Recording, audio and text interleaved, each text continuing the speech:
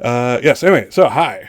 I'm Scott's Case Files. Welcome to episode 3 of Dune House Gildrun. So yeah, our group is expanding the repertoire of stuff they do, and they bridged down to espionage. And I asked for the cattail, I got the cattail. And there happened to be in Salon Tranquil on the Gildrun homeworld, and are trying to root out potential spies in preparation for the second son of the Gildrun family to visit on one of his hedonistic adventures, of which Castian does not approve of. But before we get to that, let's say hi to our players. Let's see. Let's go Danielle. I'm going to start from the middle again. I'm trying to get a little variety here. Danielle, how are you doing? Hi, I'm good. I'm excited to see what the session brings. And excited to keep playing. Cool. And if we actually get the concept of the espionage conflict, we'll see how that all goes. I'm very much looking forward to that. So cool. How about Jonathan? How are you doing this week? Pretty good. Had a lot of work, and so been trying to relax this weekend, and it's going okay. Well, welcome. Little vitamin SCF for you there. Scott's Case Files. Not trademarked. So yeah, excellent. I'm glad to help out. And then we have Ticker Gnome Susan with the kitty cat, who's the most relaxed kitty cat I've seen lately. Is dying for a belly rub. I don't know why that belly is not being rubbed. I'm just at a loss. 2 hands. You don't have 2 hands? One to hit the Discord button, one to hold the cat. Well, yes, don't endanger the cat on my account. So how's the Susan this week? Doing pretty good, flying high. Got a raise at work and some new projects that I'm pretty excited about. My actual job, not this, but you know. Well, I'm glad real life is treating you well. You deserve it. Awesome. And last but not least, we have Steve, who will remain silent for the moment. He's always a man of few words, and we enjoy that about him. So there we go. So before we get into things, let's do the intro, because I don't want to forget it yet again. I've been actually pretty good lately, by the way. I have to make a note of that. A little tap on the shoulder. Good. So here we go. A secret report from within the Spacing Guild. A prescient nexus has been discovered surrounding a house minor. There are so many possibilities that we have no vision. A 4th-stage navigator was sent to Orbot to investigate. It is a house of entertainers, actors, dancers, and yet they also trade in secrets and favors. All prescient roads lead to one place for this house minor. Arrakis, home of the spice melange.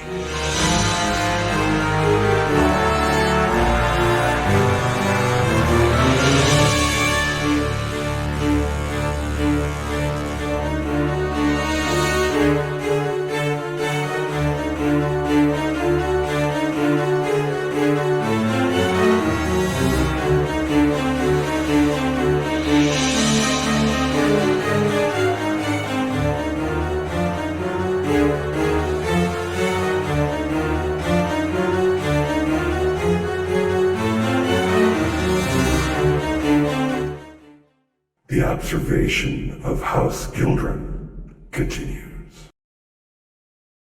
A secret report. There you go. All right. And we're back. Cool. So yes, when last we left our intrepid troupe, we were in the spa, in the baths, the therapeutic baths. We just met some individuals, some House Atreides traders, actually.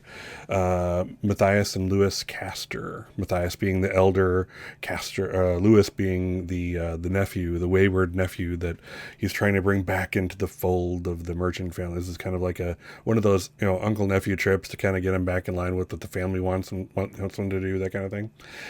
So yeah, you're sitting in these baths. They are the therapeutic variety. They're hot. They're mineral heavy. There's like a kind of like an oil in them that's theoretically good for the skin, etc. I'm imagining like these sunken tubs, large circles of them, several of them spread throughout this one area where there's steam just rising above and everywhere. People walking around in towels and stuff like that. For like, what sort I'm looking for? English, not always my best language. For the sake of, what's it when you don't like showing off your body? What's that word? That Modesty. thing. Modesty. Thank you. My living dictionary, Danielle, has come through again. So yes, for the sake of modesty, yes, people are walking around with towels and robes that are meant to actually be submerged in this liquid, and it's some variety of silk that you may or may not have heard of. Made by a different house. We won't get into that right now. That's a house story for another day. But yes, it basically is like the moisture wicks off it almost immediately as you get out, that kind of thing. So so yeah, it's everybody's just kind of relaxing. We see Castian doing. I mean, the Castians, or Casper in this case. Excuse me. I need to use the AKAs here, or the dossier names. But yes, Casper / Castian is doing his best to act like he's actually relaxing and having fun, a good time, enjoying himself and indulging, which is completely opposite to anything else that he'd be doing. He sits next to Matthias, the elder merchant.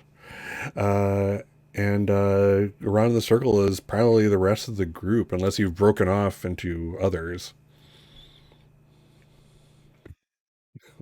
Is this co-ed? Yes. Again, there are men and women Scandalous. here. Scandalous, yes. This is a den of hedonism, after all. If it wasn't for the heat, bringing color to his cheeks, it would already be there. Funny. But yeah, Matthias doesn't seem to stop talking about business. Because Casper / Castian is posing as a rich man, he's thinking of, there's always this ongoing conversation / bargain going on. And I think, Isaac and, Joe, one more question. I want to make sure. I don't know. Cora. And Cora? Cora. Mm-hmm. Yeah, Cora and Isaac. Are you? I think I remember you saying you were going to join them as well in the spas, the baths. Yeah, we got told to come here by our desperate actor friend. Oh, nice. Davion, I think was his name. Yeah, if I can actually. Yeah, we yes, Davion, yes. Yeah, and of course. Oh, go ahead. I was just saying he told us to come here, so we said that we would. Excellent. Yeah, it's like where people just talk. When you're most relaxed is when you kind of let things slip and that kind of thing. And of course, you have the overly rambunctious Diane also, which was the very rich woman that Casper and Reza met and kind of enamored her, as we can tell from the trait. I'm going to keep those around for the moment. But yeah, so yeah, things are just relaxed. It's a very interesting area. It's interesting. Could you wear a shield belt in a bath? We don't know. That seems weird. Would it short out? It's charged. I don't know. But yes, there is security in here for just that reason. It literally literally just takes, a prick of a poison needle and someone dies. But again, this is not the place where that's quite expected to happen, but there are still rich people. Where there's rich people, there's malice, right? So there's always something going on. I'm going to get a t-shirt that says that, by the way. Scott's Case Files, where there's rich people, there's malice. So yeah, as you're sitting there, what are you doing? What are you trying to steer anybody? Are you taking stock of the room? Are you watching anybody? What's the plan for y'all? Oop, Rez, I think you're muted. I think I'm definitely watching, because I feel like, besides not carrying around my sword, that, our guard is obviously down when we don't have any of our preparations, available to us. True. Yeah, very good point. I think Jindo is probably somewhere between like give me a drink and helping watch. Or watch The Watchmen. How about Kara? I think so. Our person told, or our contact, our asset, told us to come here to find like other like-minded people. I think was the phrasing that he used. So I think my question, and remembering that I have passive scrutiny, and I do get to ask a question when I enter a scene. My question would be, who here seems to fit the? Who here do I think would be the person or persons that Davion was referring to? Gotcha. Let's see. Good question. I'll say there seems to be a lone older man in the corner of the room. He's actually not partaking in the bath. He's actually kind of using this because of all the heat and the moisture. Seems to be more using it as like a steam room type of thing. He's sitting on a bench, a marble bench in one of the corners, and you can see him relaxing, but he's actually flicking through a film book, tiny little thing. Okay. And he looks like he is someone of interest, influence, etc. Okay. Then I think that is where Cora will start, is by going over to this person, reading their film book, being like, start opening the conversation with something to the effect of, doesn't the humidity in here damage something like that? He looks up to you. Again, he's an older man, 30. That's a joke. But yeah, he's a wrinkly old guy, and kind of has his, his robe is firmly around him, but you can kind of see his, skin. He's seen some days. He looks like what we would say maybe in his 80s or something. And he kind of takes note of you. He strangely, at this age, he has a full head of hair, though it is completely stark white, and he kind of brushes it up, and as he looks at you, and he's like, when you pay for something of such quality, it comes with various protections. One, of course, against the elements, such as water.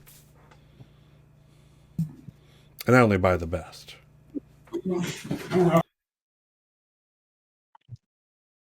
No problem. I think Cora would shrug a little bit and says, well, I suppose that makes sense. I also only buy the best. I've just never seen someone carry a book into what's effectively a sauna. May I ask what you're reading?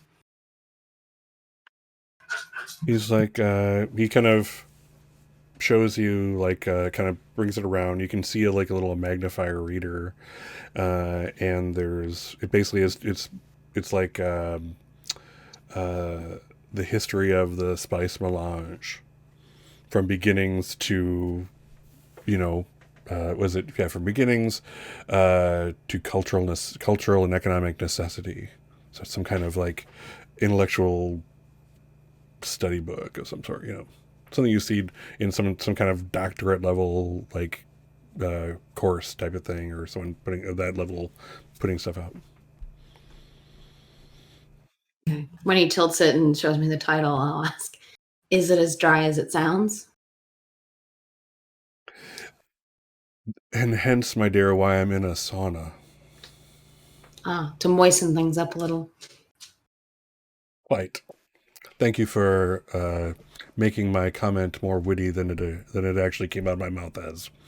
Would you care to have a seat and join me? I can't offer you good reading, but perhaps good company. Good company is definitely an acceptable substitution. And Cora will sit and basically then say, I must admit, I find it fascinating that you seem to be the only person in here who is sort of intentionally avoiding other people. And she kind of points at the book. When my wife and I used to come here for many years before, this was, she considered this her heaven, her place of sanctuary. So since she's passed, I keep up that tradition and come here without her, and I find that relaxation does not come easy. So here I am. Here we are. And that him coming here doesn't bring you a pain, reminding you of her. One keeps what one can of those who've gone. I think she sat where you're sitting at one point. Do you come here often, or just intermittently? He kind of gives you the look of like, I'm not going to be picked up type of. Well, it's not. To be fair, that's not what she's trying to do. No, that may not be what she's trying to do, but in his mind, you're kind of striking up this conversation with this old, probably rich dude sitting next to him in a bathrobe made of silk, and he, in the conversation, again, not what you meant, perhaps what he's interpreting, and old man. So yes, we'll hold you there for 1 second. Jindo and Reza, we haven't established where you two are here. We know that Castian and Casper is relaxing like he's never relaxed before next to the Atreides merchant. Where are the two of you at?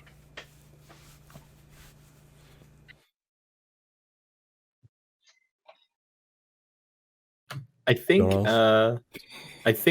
that Jindo, Isaac, would be sort of kind of like he's trying to relax, trying to appear relaxed, still keeping an eye on like trying to keep the other three in his sight lines, but yeah, still letting the oil in the bath do its work. So yeah, I don't know that that I have a whole lot that I want to do right here in this specific scene, but I like just kind of like, being there, trying to relax, trying to avail himself of the services while he can, because Sure. he's not going to afford this. Sure. Yeah. So one thing that Jindo would notice, being again kind of like the seasoned warrior, and probably Castian as well, is that like, yes, this is in the Duneverse. Such a place like this isn't safe in the sense that, like, again, it takes a prick from a little needle to murder you, literally. And this is, again, probably not where we can wear, shields or that kind of thing. But to mitigate that, kind of what you've noticed is, for one, nobody comes in with anything. Like, when you kind of get to your dressing rooms, you disrobe and they give you the robe. And you can tell that there's various, poison snoopers and stuff going around here and there. So it's like in the once you're wearing like their stuff. They've kind of taking control of that situation. Like, you aren't smuggling anything in unless, it's in a special place. And, so and that once the once you're in, the guards are very surreptitious. They don't want this. If you're going to relax, this is if you're going to relax, this is not someone you want someone watching you like closely like a guard should. So it looks like they've been trained in kind of like subtle techniques, like they'll cross the room from one of them to the other, have a conversation, where in reality the crossing allows them to change their sight lines without looking like they're looking at various people. So like I can cross, they can cross to one another. This, when A is now, because of this turn here, can look at over this area. So everything is being observed at all times. So again, the likelihood of someone being killed is low here, but that's not zero by any means. And again, this is the Duneverse where poison is a thing. So yeah. There's that. So yeah, that's something Jindo and likely Castian would notice. I'll give you should at least get something from the scene. And that's for free. That's kind of like this is your thing. You would notice this. And I kind of want to point out that I'm not sure if you've all watched a bunch of my stuff, but my style is very much like, oh, this is like what you do, so I'm not going to make you roll for this because it's something you should know. There will be times when we do that here, only because I wanted to give you the option to get momentum and be able to then spend that on asking other questions. So if I do something like that and you're like, hey, I really want to ask some more questions about this, or it's time to generate momentum, just say, hey, Scott, is it okay if I roll this for that? You're like, yeah, totally. So just giving you a little style thing there. So cool. Reza, what's Reza up to? What's her thing here? I'm kind of figuring that she's curled up near Casper and the Atreides merchant, the uncle, and kind of like curled up next to his tub on like a cushion just outside of it, but with like her arms kind of draped around his shoulders, like kind of giving him like a massage, trying to help him to relax and get him to shut up at least for once for just a little bit. But I figure, she's still got like her makeup on and she's got like glitter on and like she's wearing a very skimpy robe, sort of thing to try to entice him some. Just to see if we're talking the uncle here or the nephew? The uncle. Gotcha. Okay, and I'm just saying right here, right now, at no time in this campaign can you use glitter as an asset. I just won't allow it. It's off the table. I just want to put it out there. So don't even try. I don't care. Nope, not happening. But yes, I get you. Never leave your sheet. Awesome. So yeah, he seems to be relaxing a bit. Again, it's this hedonism thing is not coming easy to him. But yeah, again, you guys get the impression that this is like, that nephew uncle trip where he shows how cool he is and like how cool it can be if you have a lot of money by doing what you're doing, and that kind of thing. So he's trying to get into it. So you get the impression that it's not the most comfortable thing for him to have some quasi stranger rubbing on him. But it's like he's in front of his nephew, so you get the impression that he's like, I have to put on this show of this is all the cool stuff you can get if you're rich, type of thing. And rich as an influence go a long way. So yeah, good times. So Luther's there as well, like right there. What's that? Luther is there as well, or Lewis, whichever one. Lewis. Yep. Lewis, the nephew, is there also. In fact, he's right across from you, Casper. You can see he really is enjoying himself. Like, you don't know, what his life is like or anything like that, but whatever it is, the worries of his day are definitely being melted away by the waters of the spa here.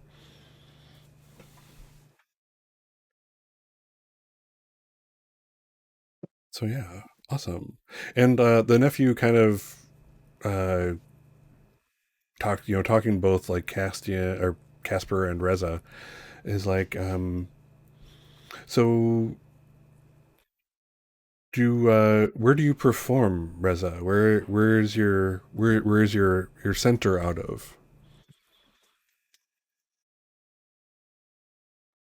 I'm guessing like House Gildrun, it's got like its own planet, right?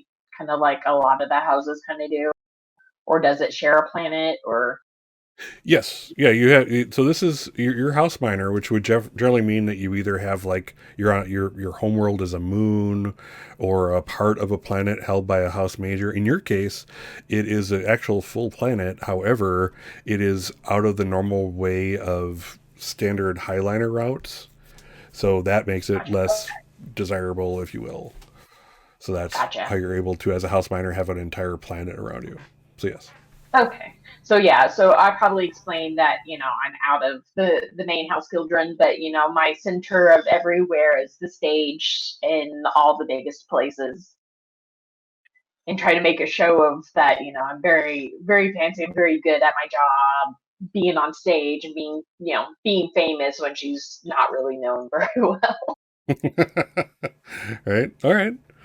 Yeah, and that's kind of like it's this is kind of like that scene where like the kid is the man, again, English is hurting me. The hipster who's like, you're coming off as very like, oh yeah, that group, yeah, you would never have heard of them, but they're awesome, So he's like, oh wow, yeah, I get that. That's amazing. I have no doubt that you're a star performer. And I'll pipe up. I'm like, do you know anyone from House Gildrun? I've heard they're. I mean, aside from the patronage of this lovely lady, that they gather the best around them. Oh, right. You're talking to the uncle or the nephew? Nephew. Yeah, yeah. So Lewis is like, oh well, my uncle has taken me around to quite a few merchant centers while I'm on Oribos here, and the Gildren people are quite hospitable. We worked in the capital, in fact, near the main keep, and hospitality like this we've never seen before. Being under House Atreides, we certainly have our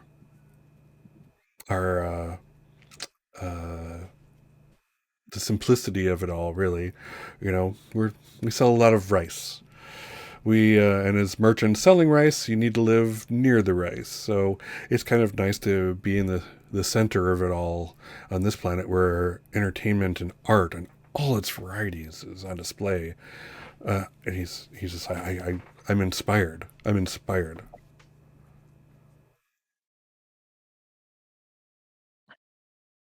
Jindo, did you say you're in, or sorry, Isaac, did you say you're in that same pool? Yeah. I think he's probably adjacent there at least.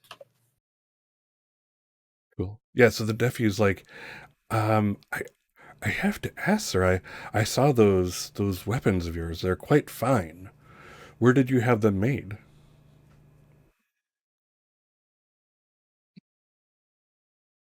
I try to give him something akin to the oh, it's a small craftsman. You wouldn't be probably wouldn't be familiar with them. Really, really going with that direction. Yes. So, I can only imagine. I mean, it's a singular. I mean, it's singularly beautiful. I assume Thank you you. yourself are an artist with them. I dabble. Mm. He's like, I've never known a fighter to dabble that was alive for very long, or at least that's what they say. I guess I dabble well. That seems like a really good answer to him. uh, but Like yeah, yeah. So I wouldn't give him. I'm not trying to give him a whole lot, but I'm trying to give him enough. In the oh sure, conversation. sure, and yes, obviously, yeah, he still wouldn't have any idea, any way to really check this out, blah blah blah.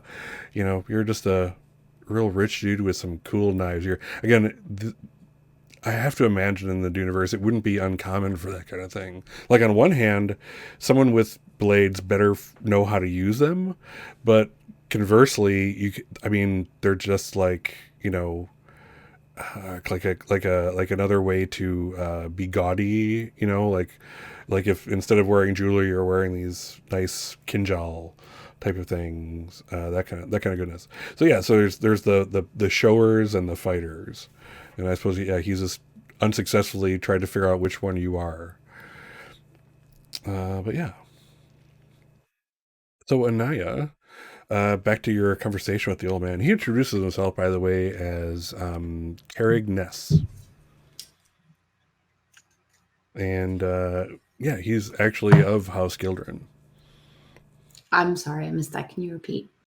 Yes, he introduced himself as Carrig Ness of House Gildrun, or under House Gildrun. Carrig Ness. Yep. And I'll say of House Gildrun, of whatever. I mean, and just kind of put it out there, that doesn't mean that they're nobility of any kind. That just means that they are under the fiefdom of said house. So kind of keep that in mind. Yeah, and Anaya will introduce herself under her guise as Cora, merchant family's daughter. Not giving any indication that she works for Gildrun herself. Sure.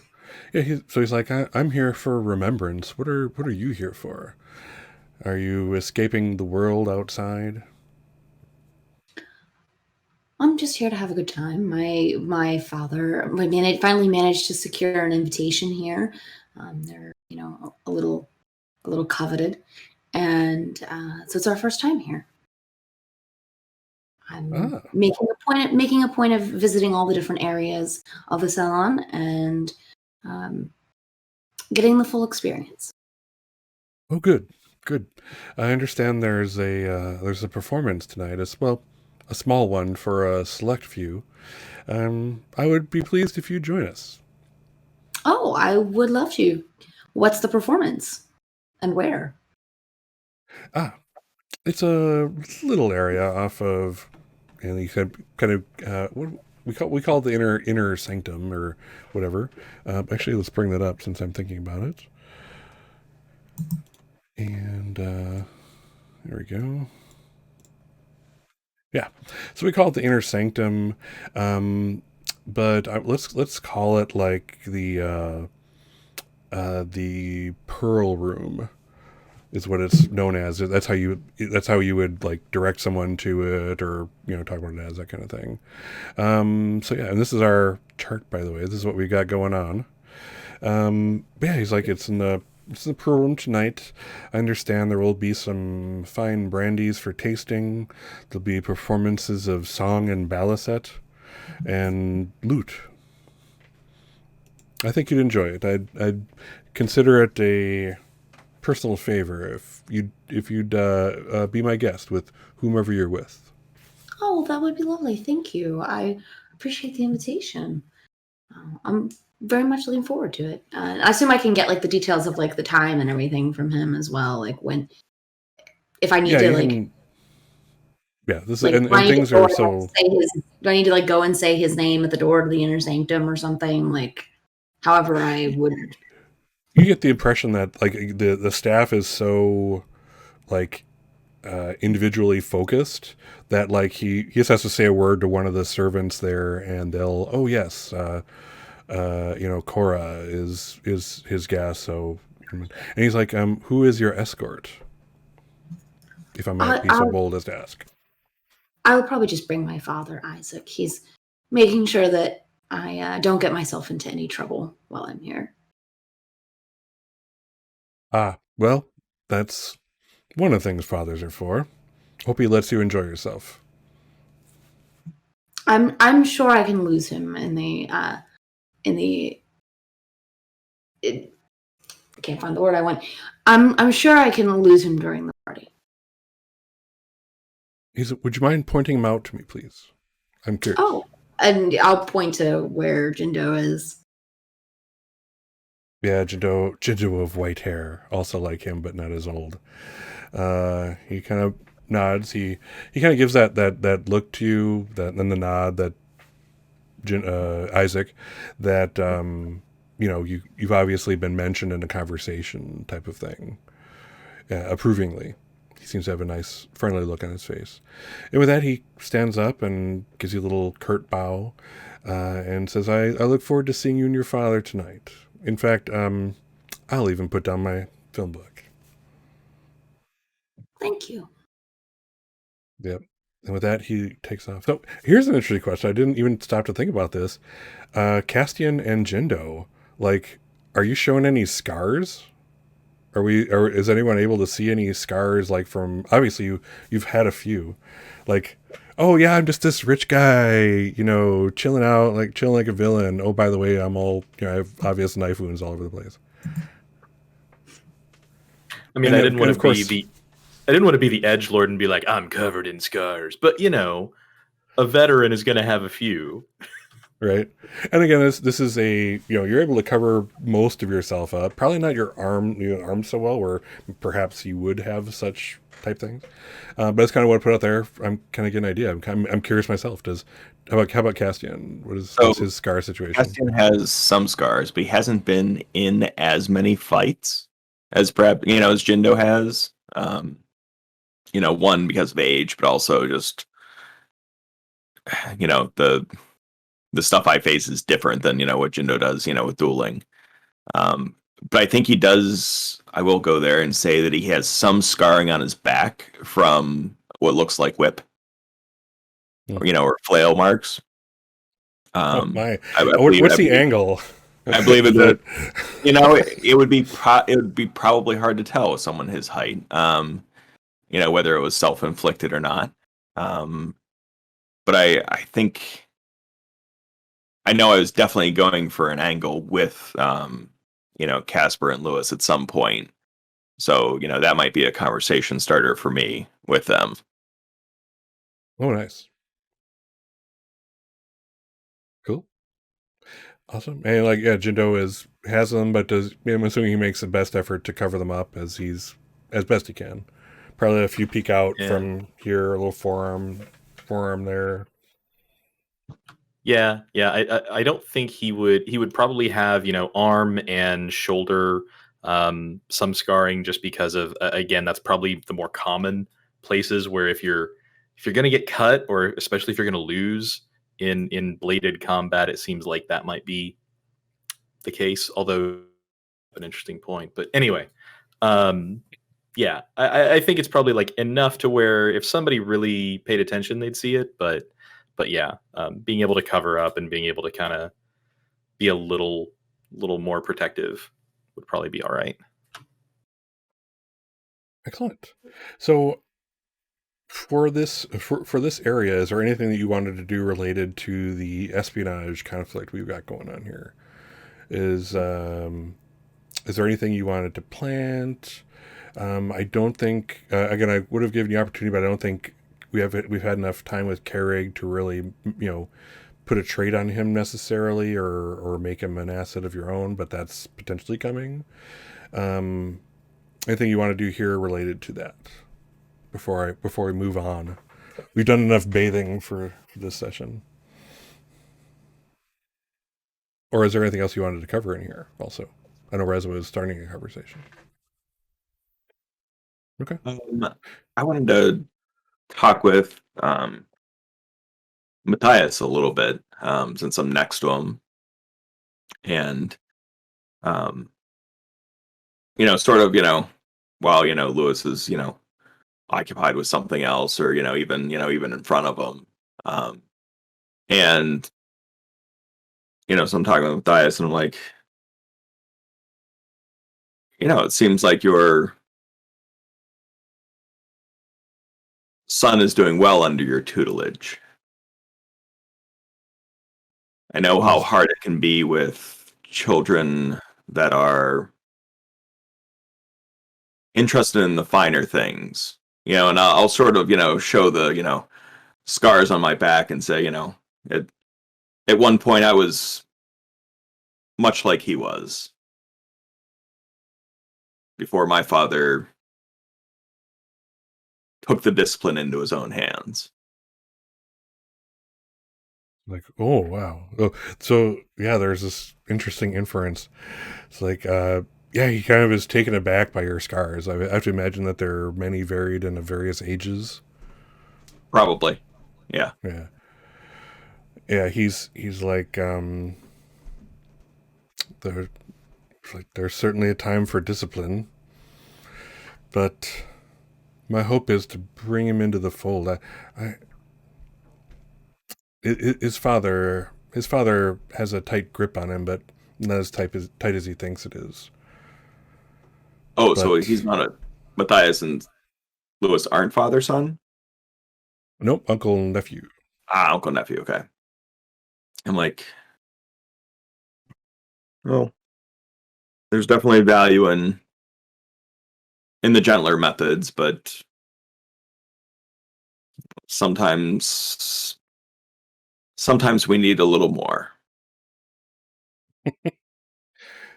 You can see he's like markedly like uncomfortable with the idea of like whipping his kid or nephew. Right. I'm like, does he run with a rough crowd? And I'm really trying to, feel out whether, Lewis is, one of Luther's contemporaries. Oh, like he is. I see. In other words, someone who's, a bad influence, on Luther or, could be steering Luther wrong, with his, own wildness. Gotcha. Luther being the other son, by the way. Am I going to Luther eldest? Is it Vincent that's in trouble? We're here for Vincent, aren't we? We are here for mixing up the names, I think. That's fine. Let's see here. Yeah, because Vincent is the wayward one that's coming here. I'm trying to see if he's one of Vincent's pals that he's hanging around with. I get you. And what was the original question? I'm sorry, I lost that. Going back.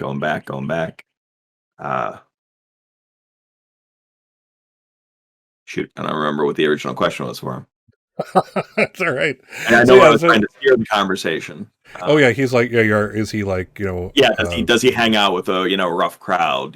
Like I know that was the biggest issue for me. Right. Yeah. No. He's like, oh no. Lewis's failing, if any, is his lack of ambition. He'd much rather spend his time in places like this forever. But what I'm hoping to get through into his head is that the good things can't come with hard work. So sloth is his sin, if you will.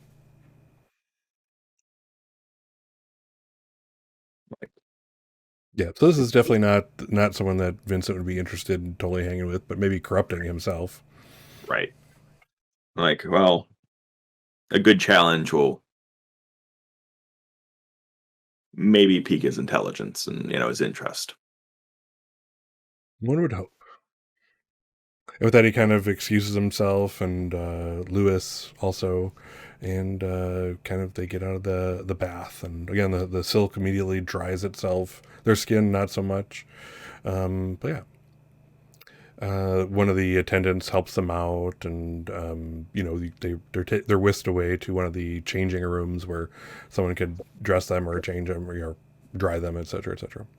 So again, not wanting to kind of do anything with the thing here. If it's cool with you guys, we'll jump to the time in the Pearl Room tonight. So, and again, please do let me know if you're looking to create some assets, do anything. Again, this is kind of, I'm hoping that this is kind of like the part 2 of 2 for this adventure, and that we kind of set the stage last time. This time we're putting the assets in place, and then we'll close the web and kind of go from there. And for the creation of assets, ideally we need momentum, correct? Yes, ideally. Of which you have none yet. But again, I'm going to give you some opportunities to get that shortly. Yeah, I do have 4 threat, though. Throwing it out there as a refresher for myself and for you. So, yeah. You can create an asset with either spending momentum based off like a roll, like if something you did, makes sense to have this thing, or you can do a test with a difficulty of 2, and then it costs no momentum. And then you've created your trader asset. So cool. Can you use determination to do assets? Because you can make a trait, I think, and that's basically an asset. Yes, exactly. And yeah. So determination. If you create an asset with determination, it's automatically a value of 1. So it's a trait level 1, where anything you create otherwise is level 0, pretty much. Let's see here. They remain in play for the rest of the session, all that kind of stuff. But yeah, or until they don't make sense anymore. But yeah, you could definitely do that just by spending determination. Let's see here. The basic quality of 1 or 2 if you spend 2 points of momentum to increase the asset's quality. So you could actually spend a determination and come off with a quality of 2 on your asset. So yes, good question. Good question, Nathan. All right. So let's do the time shift. You're now dressed, so good job. You're doing the thing. It's probably a late afternoon, early evening. You're in the Pearl Room. You've been admitted. The guards kind of look you over, but it seems like if you're in the Pearl Room, there's no touching. Like other places, they kind of make subtle contact, kind of like getting an idea if you're carrying anything. Jindo, I'm assuming you're wearing your are they, I forget, are they knives? Are they kinjal? What are they? It's a long blade and a short blade, basically just like a match set. So I don't know what the in-universe name would necessarily be, but yeah. So kinjal is definitely generally like a long knife is the basic idea here. It's like a kinjal and a normal blade, that type of thing. A slip tip is the next level lower, where it's this basically short but thin blade. Generally, it's like a surprise, or has poison on it, which is also a surprise. That kind of thing. So yeah, you were originally given those guards for them. You've kind of probably tested them, and if in an emergency, they could be kind of ripped straight off. That kind of thing. So I mean, for now, yeah, I would basically, if something was to like break out here, we don't know if it is, but if something were to, you would probably not be able to act first. I would require that as part of that. So, but otherwise, it doesn't really make sense. Any kind of role. And I would. Would I test the water by seeing if I could just walk around without them? Like, I'm probably gonna get a talking to, I would imagine. Yeah, definitely walking to the Pearl Room. That would get you. Oh, by the way, you forgot your guards, type of thing. Yeah, I knew that. I'm not coming in here yet. I'll be right back. Excellent. So this is, again, you're now spending time with the cream of the crop here. Everyone here is rich. You have to be rich to be here, or spend your entire nest egg on a couple nights at this place. But now you're hanging out with like the influential people. You do see. Move yourselves into the inner sanctum. There you go. Let's see. There we are. Cool. But yeah, you're hanging out with really influential rich people. As you kind of get in there, there's the tables you saw from before. There's now a stage set up on the far side of this. It's basically one main room with some like little ante rooms off of it, where like more private meetings can happen. Everything is smooth, and it's made of marble and gold and all that kind of stuff. It's just the most opulent of it. Of course, being the Pearl Room, there are pearl inlays everywhere. The lights are dimmed. There are dispenser lamps in the corners. A set low and a set high. This is a rather high ceiling, like a 20-foot high ceiling. And they're turned down and kind of angled. The top ones are angled up. The other ones are angled kind of down.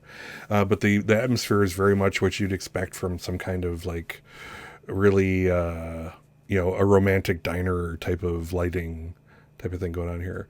There's a makeshift stage set up in one corner, and you can already see like the baliset player is doing some tuning, and her accompanying singer is also kind of like doing very quiet warm-ups, if that's even possible.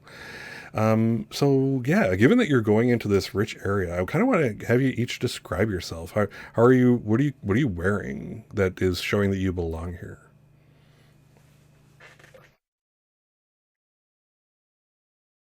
Reza. Yeah, I'll pick on Reza first. She looks like she's ready. She's probably wearing like it's a dress. It's very short. It's got kind of like a halter top, but it looks like it's made out of bubble wrap. But if bubble wrap were diamonds, and it's got like an iridescent to them sort of thing. So she's practically like a mirror ball, see-through mirror ball sort of thing, just walking around. That is so cool. Well, that's opulent. That's under opulent in dictionaries to see that dress. So cool. All right, who's next? Describe yourself. I found this dress that was perfect for this, like, and then now I can't find it again. But anyway, I'll describe it. So it is an emerald green dress, and the main body of the dress is completely form-fitting. It is like a floor-length evening gown, and it has patterns created on it in sequins. It's a long sleeve dress, so it actually it covers actually the majority of her body. And then at the waist, there is a detachable part that is the full skirts that are made out of just wide swaths of emerald satin. And it actually like attaches to the form-fitting part of the dress. So you can see the form-fitting part of the dress the whole way down in the front, but from the back, it looks like a big floofy ball gown. Right, I can totally picture that. That's cool. Awesome. So yeah, so I shouldn't have started with that. I should let the guys describe themselves, because how can you follow all that? But let's try. How about Isaac? Follow so I think I can't. I think Isaac, being used to either the feel of a shield or armor of some type, although armor would be kind of anachronistic, or like military dress blues kind of thing. I think he would probably feel a bit like stuffed into whatever suit he's in. He clearly didn't pick this out. This was like Barrage or somebody, just like took his measurements sort of, and like he's trying to look like he belongs in a nice cut suit, maybe. But totally, absolutely does not in any way, shape, or form. Gotcha. Oh no, very feels very peacock-ish. See if that fixes it. Right, a little too much. Gotcha. Very good. All right. How about Casper? A long blue coat. That's embroidered like sort of like almost like a brocade in silver, like actual silver. Are you going to make me look up brocade, or can you tell me what that means? It's patterned fabric. Thank you. I'll go with that. And I think he's wearing some jewelry that is something akin to sapphires on it. But the jacket is a sort of longer jacket, sort of like a Indian styled coat, which does nothing more than accentuate his height. Right, which is significant. It makes his torso and that just seem even longer than it is. Yeah, and how tall does he stand again? He's like 6'4" or so. Cool. Yeah, very, very tall. Awesome. So yeah, the four of you kind of walk in couples. 6'5". 6'5". That's freaking tall. Yeah, so you kind of walk in, two and two. Again, there are guards in here, and it seems like these are more obvious guards. You'd think they'd kind of go in the different direction, but this is more like rich people want to know they're being secured. So these are, and the guards themselves are better dressed. They're wearing like the rough equivalent of like a if this place had a military uniform, this would be it. You know, there's actual like medals and stuff, and you know, more for decoration than actually anything they've done for certain. It's more, you know, just to look cool. But yeah, it looks more like a military uniform. You can see like each of them has, you know, a shield belt, and the shield is active. And there is like, you know, each of them has a blade of some sort. I'm gonna actually say they all match, because again, we're trying to get a trade going, like a we're sort of looking for like a thing going here. This is the knife used by the guards of, you know, Salon Tranquility, et cetera, et cetera. Maybe there's even a tranquility symbol on there. Like, you can buy them in the gift shop. You can buy them in the gift shop.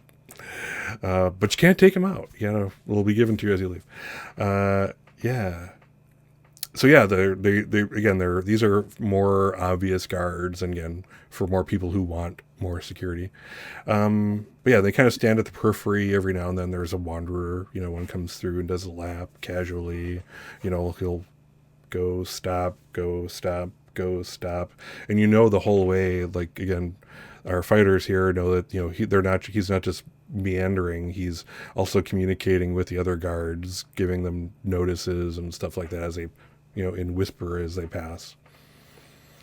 But yeah, the bell set starts thrumming, and the singer starts singing, and Carrie actually shows up. Of course, as he was, since it was one that invited you. He actually is at a table, and he'll beckon for Cora and Isaac to come. And if memory serves, even though you're kind of hanging out together, are you kind of showing it as like we don't know each other type of thing still, or is that being relaxed? We're like, oh yeah, we kind of we two met the other two here, and now we're hanging out and that kind of thing. Or what's the stance you're adopting here? You mean all four of us? Yeah, because again, originally you kind of like, oh yeah, we totally don't know each other. We came in separately, and etc. Yeah, and it's kind of developing. I would assume we're all like, we might now know each other, but like we're not giving any indication that we're working together, right? Like we're still maintaining the cover of. Oh yeah. You know, and you haven't blown any cover. That's not going on here. But I just wanted to establish, like, oh yeah, so you it's okay for you to come in. You know, he'll actually, knowing that you're together, he'll invite the other two also. Carrig, and Carrig he's dressed very finely. It's all silk, and it's one of those kind of mandarin collared shirts, you know, the coats that buttons all the way up, and very simple all the way down, but the material is definitely fitted for him recently. Like, you know, this is not, he didn't, like, you know, lose weight and suddenly it's not tailored for him. This is just pretty. No real design on it, but the material itself is just a pleasure to look at. He does have a shield belt, but no blade, at least not that's visible. And the shield belt is like, it looks like it's like pure silver and polished. Again, the fighters would kind of take note that, like, you know, you would see, like, you know, the finish kind of rubbed off maybe on something like that if it was used regularly, and his is not. Inaya, do you have a question that you wanted to ask for the scene?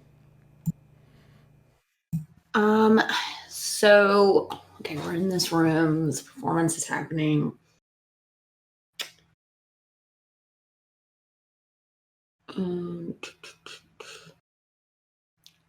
Are there any threats or dangers that stand out in here?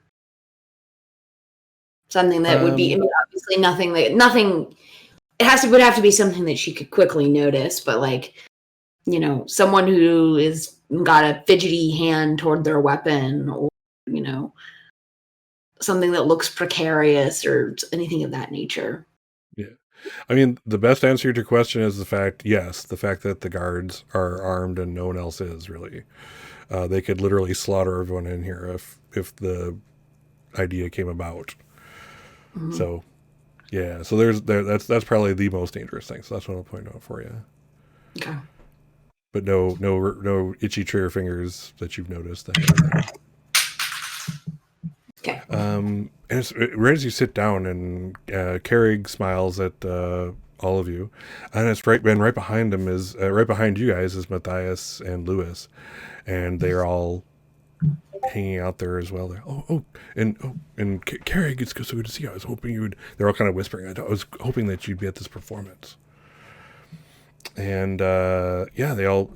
Next thing you know, you're sitting down. There's fine brandies and wines being passed around, flights of things, starting at 100 years old, a century or more, in these little tastings just for you. And you don't even ask for them; they're just literally put in front of you, like these little kind of stemless glasses that are kind of set in these little, polished lacquered wood frames that are in these tiny glasses that are in front of each of you for sampling.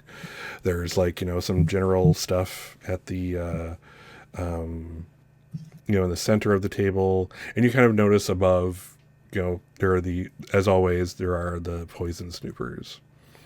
But you still see Carrig. He actually kind of subtly, one of his rings kind of subtly gets waved over, and you see like a little flash from it, like almost like a glint of light came and hit the gem on it just right.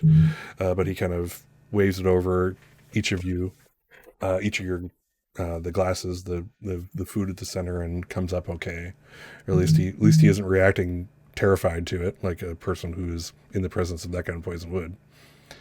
But yeah.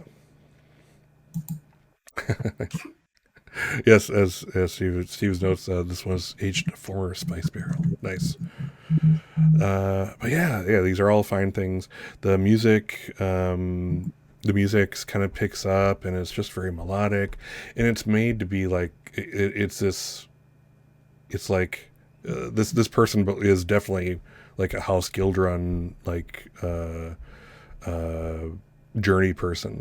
journeyman, journeywoman, kind of worked their way. Both of them have obviously worked their way up through the ranks as like the people in your troop do, it's just relaxing. There's just minor conversation, but mostly you'll get a lot of shh if you try to talk too much.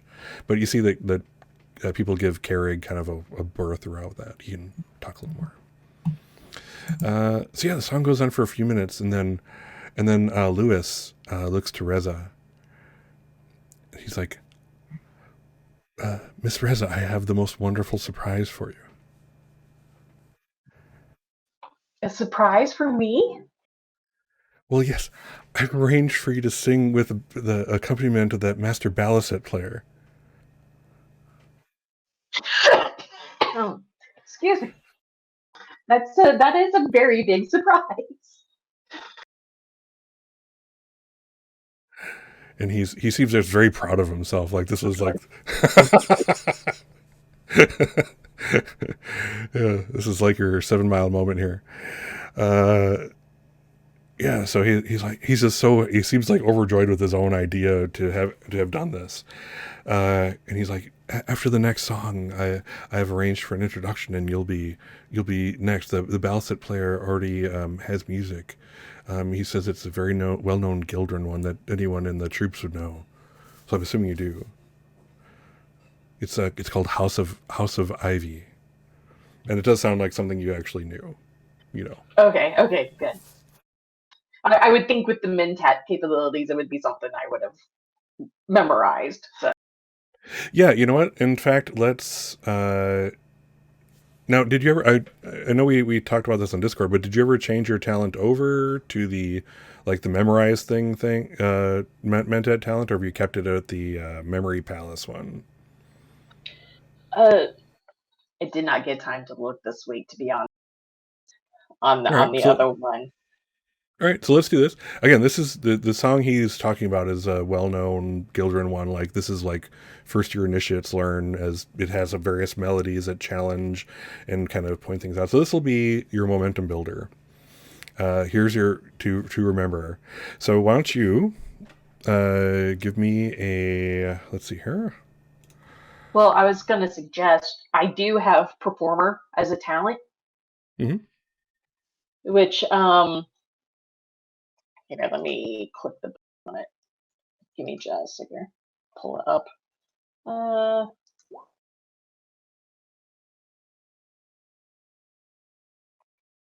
Yeah.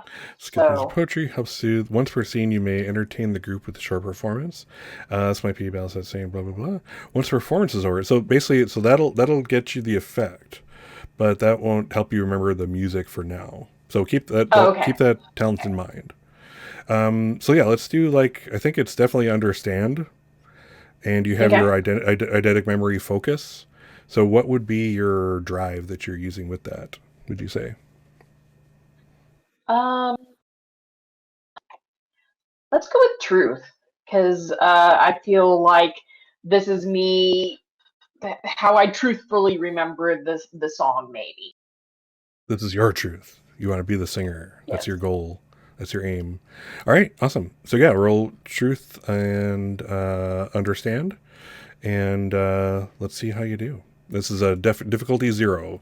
So this is in the 2d20 system. This is a momentum builder to kind of do the basic stuff, give you opportunity to potentially get some momentum for your group. So let's see how you do. Ooh.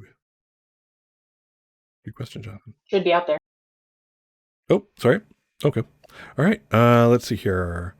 All right. Let's see. So your score is 14, and yeah. Oh wow. So you have 3 successes. So good job. Let's bring you guys back here, and let's give you some momentum. Woo! You guys actually had momentum. Yay. Awesome. Excellent. But Okay. yeah, Jindo brought up a good thing in chat. Says, so would Reza's truth include her flourishes and improvisation on the song? And that's kind of exactly what I was thinking. So Awesome. All right.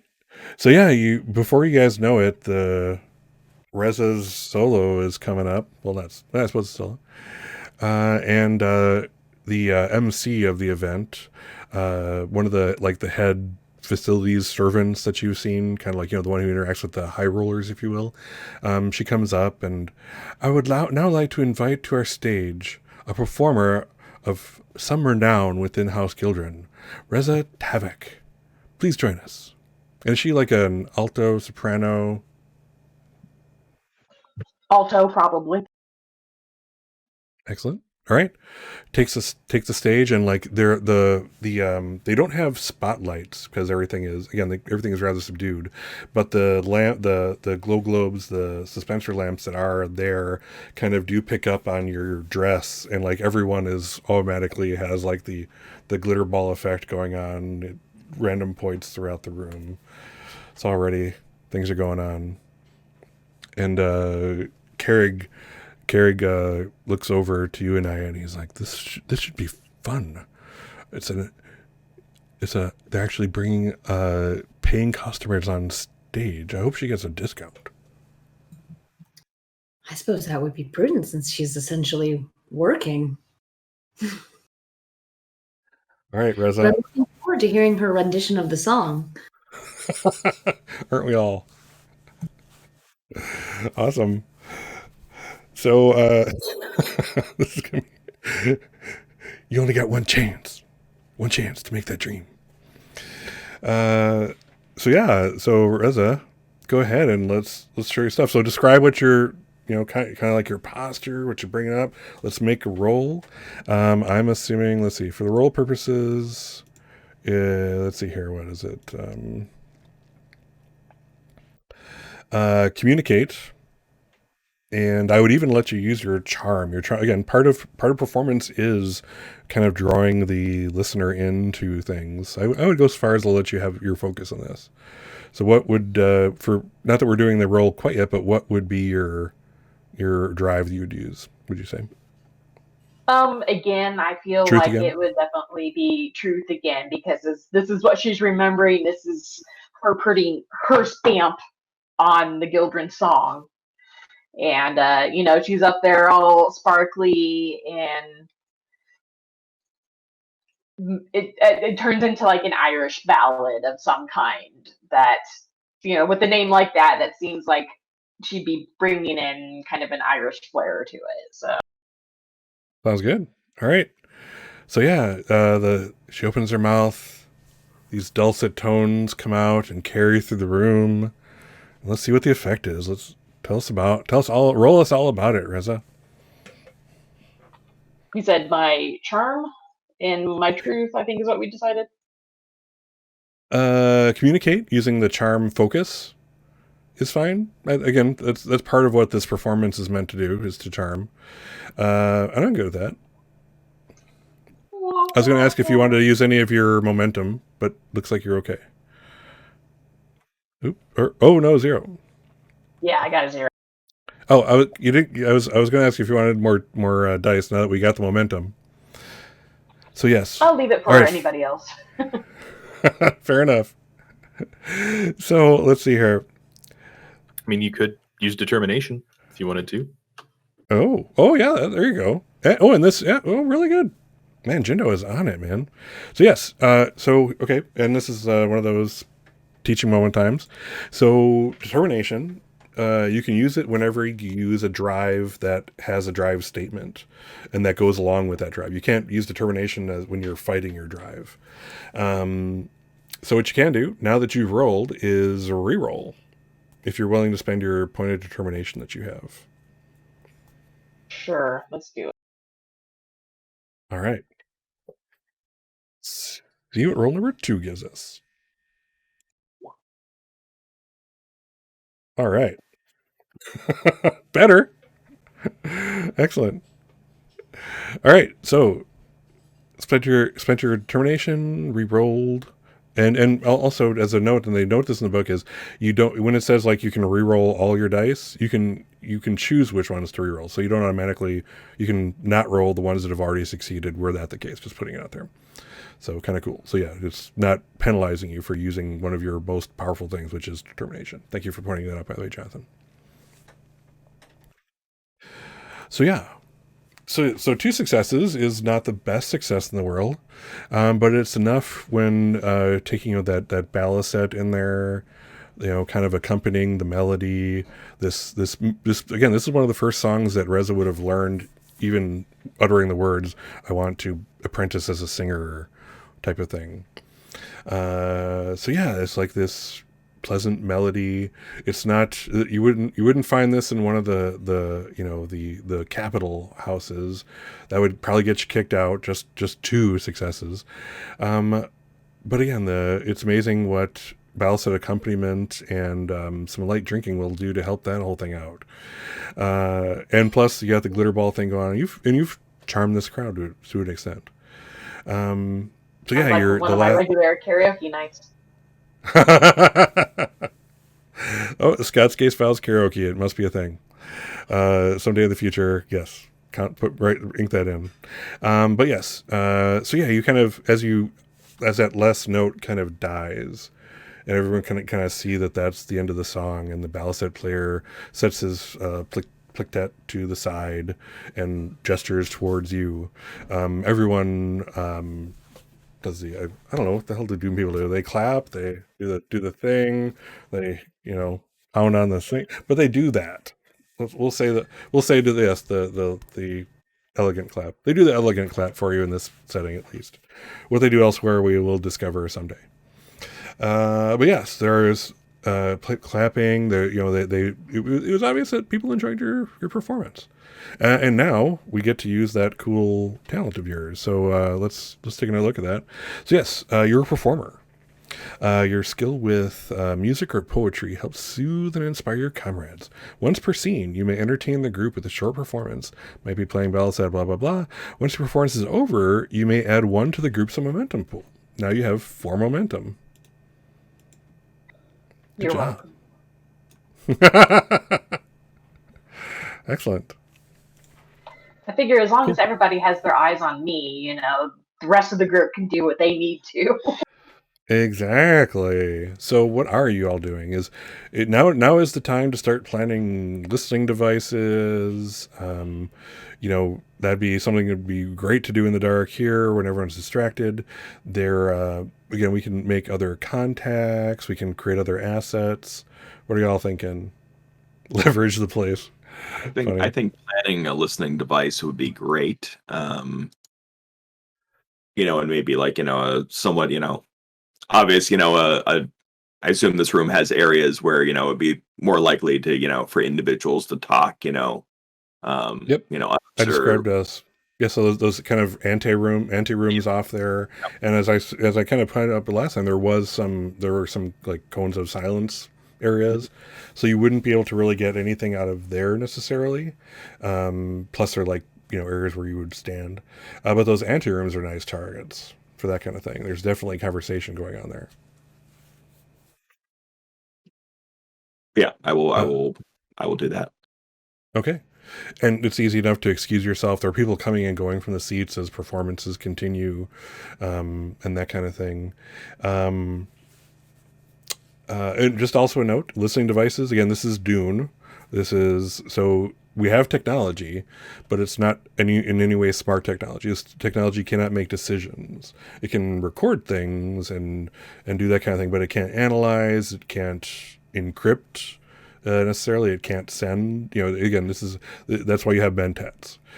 So this is very much a type of yes, leave it, let it do its thing, and then we'll be picking it up in order to actually get benefit from it. That kind of thing. So just want to put it out there. Awesome. Yeah. So I think I want to spend the 2 to create that asset. Well, let's see here. Roll is fine too, since I do have an espionage focus. Yeah. So you want to do the roll for it, or? Yeah, let's try the roll for it. Yeah, because like again, to create the I suppose that's not true. It's like, so generally speaking, you want to, if you're going to create an asset by spending momentum, it should in theory be something that you kind of did well off a roll on or something like that. So let's do let's see, or if it makes sense again. So I'm kind of half and half on this, because like again, if I always go back to the Anaya with the clutch purse thing, because that's a really great example. Is with that, I wouldn't require any roll. I would require the 2 momentum to be spent. So you know what? I think it's fair not to even necessarily make you do that in this case, especially since that's what you've been preparing for. So go ahead and spend the 2 momentum to create that asset. And actually, I will have you roll though. To avoid being seen. To avoid being seen and how well you plant it, that kind of thing. So I'm going to take you down 2 momentum. And yeah, so what are we rolling for that? So I think discipline, because espionage as a focus is matters of spycraft, and I think planting something is that sort of task. Gotcha. Yeah, definitely. And what's your drive? I think this is going to fall under my duty, which mine is, duty, desires, consequences, or gods, meaning, this could pick up something good, it could pick up something bad, but that's, not my place to decide. Sure, absolutely. Go ahead and do that. Do you want to buy any other dice with momentum? Let's see, 15. No. All right, go make a roll, sir. Let's see, blah, blah, discipline, focus, yes, duty, roll. Nice. All right, clear 2 successes. So yeah, let's see here. So yeah, I'm going to basically make that like the difficulty for anyone else to detect it. So actually, I'm just going to do that straight away just to kind of get that up. What it'll be is basically how well did you plant it? Does anybody know? So let's see. I'm just going to do a quick or whatever. Yeah. The cleaning lady. Oh jeez. So there's a success and a complication. So we can safely say that your thing won't be found. Again, this is something you don't know, but I just kind of wanted to, since it's technically the searcher and the hider are, fighting against each other. I just kind of wanted to get that roll out of the way right now. So yeah, so there's a difficulty or a complication rather. Complications. Yeah, so complication not good. So the complication is probably going to end in your favor. So I won't go into that right now. I'm not going to worry about buying it off or anything. But yeah, likely your thing will not be found. All right. So Casper's doing that.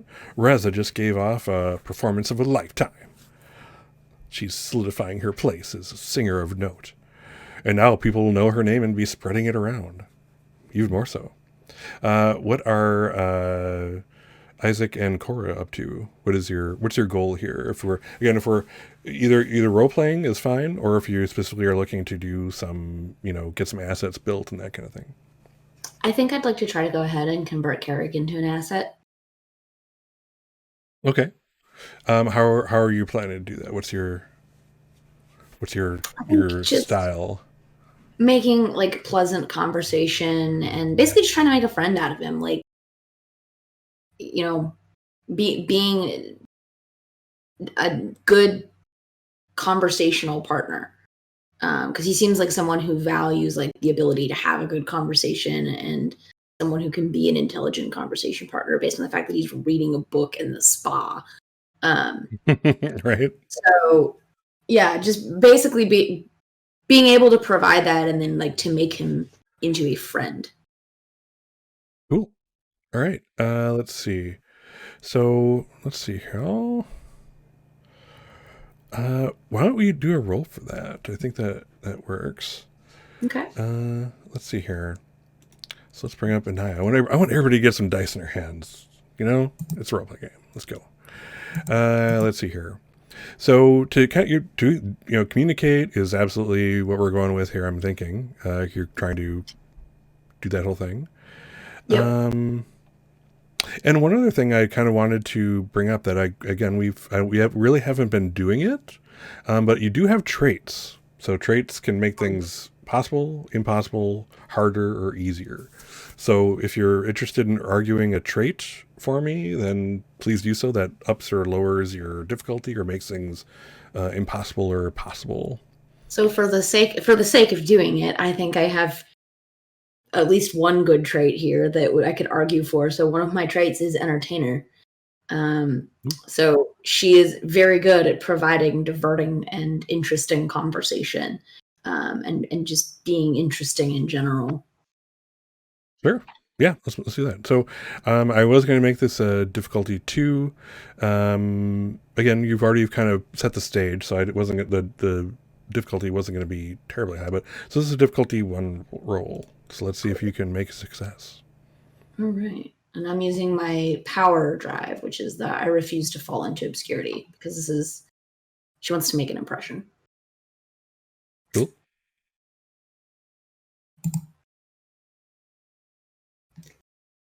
All right. Well, roll 20 tonight, just barely squeaking by. Yes. Awesome. Cool. So yeah, you kind of, again, you entertain him. You've definitely taken his mind off of things, etc., etc. Let's see. Actually, I want to start adding some other stuff down here. Let's see here. So, listening device. And carrying this. Let's see here. And let's see here. So let's see. So I'm trying to figure out which is which. So I'm losing track. So there's a difference between like putting a trait on him, kind of like Diane has a trait of enamored on her, while Davion is an actual asset. So I think to fully activate him as an asset as opposed to making him a trait, you need to spend that last 2 momentum. Okay. Does that sound right? Again, I'm still figuring this all out, but that sounds like what we're supposed to do. I had to spend momentum to make Davion an asset too, so that makes sense. Cool. Okay, that sounds maybe I'm thinking correctly. So let's do that. All right. So you're down to 0 momentum, but momentum rises and falls. It's awesome. And if we left the scene, you were going to start losing it. So you lose 1 per scene, that type of thing. All right. Awesome. Jindo, how about you? What's your goal? You kind of see all this kind of going on. You know, Casper excuses himself from the table to take care of something or other. Nobody questions it. He's back about 5 minutes later. Reza is now kind of like they've taken a break from the performances, and now Reza is surrounded by like new fans, well wishers, that kind of thing. Anaya's been chatting the heck out of Carignes, and you can see the old man he's kind of like, again, he sees something in Anaya that's just like, you know, someone he can talk to. You know, she didn't use her Bene Gesserit trait here, but there's still that way that she absolutely carries herself that speaks of control and, you know, this underlying discipline here that a man who like him would admire. So you can kind of see all this interplay going on. It's like, oh, in his mind, Isaac is definitely like, oh my God, yeah, that Kara guy is ours. We own him. Type of thing. No, not quite like that. So what is Isaac doing? What's Isaac's goal here? If any, you don't have to have one. I would like to get your involved, though. I want to know where's Vincent in all of this.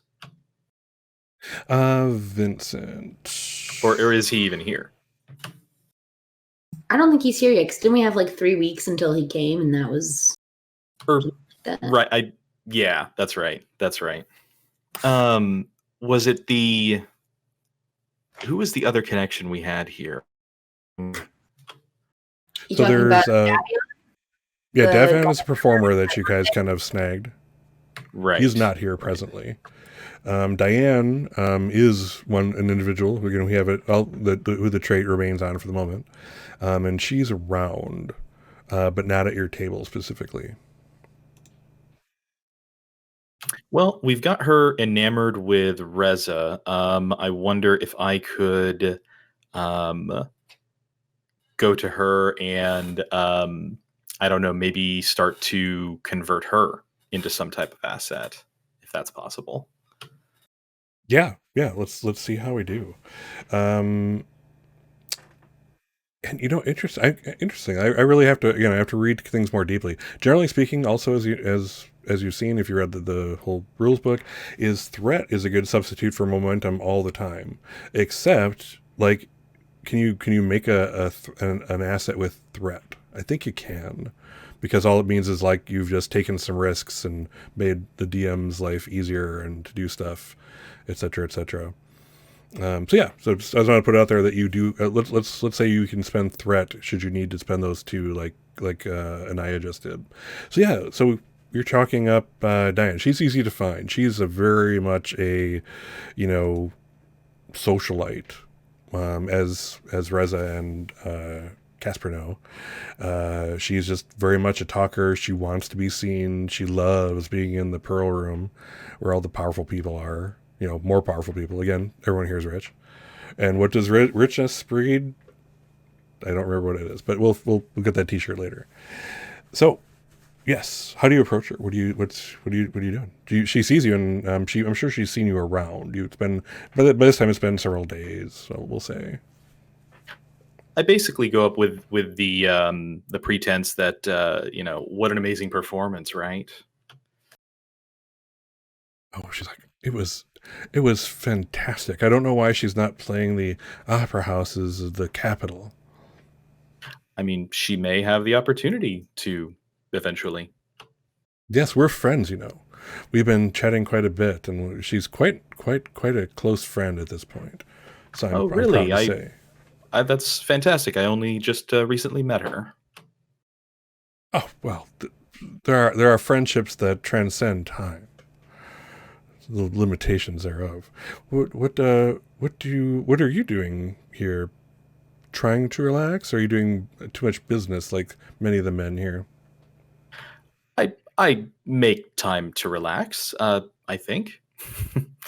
Yeah, I'm here on assignment for my daughter. So, just making sure that she has the best birthday we can possibly give her. Ooh, a thoughtful father. Ooh, I like your knives. Thank you. And she actually, hits a finger to one of the hilt of one of them, like the pommel, which that's like, you don't touch a man's knives. You just don't. Okay, you don't touch a man's knives. So she's made like a swordsman faux pas already, but how would she know, right? I kind of I sort of tense up a bit at that, but I give it a pass.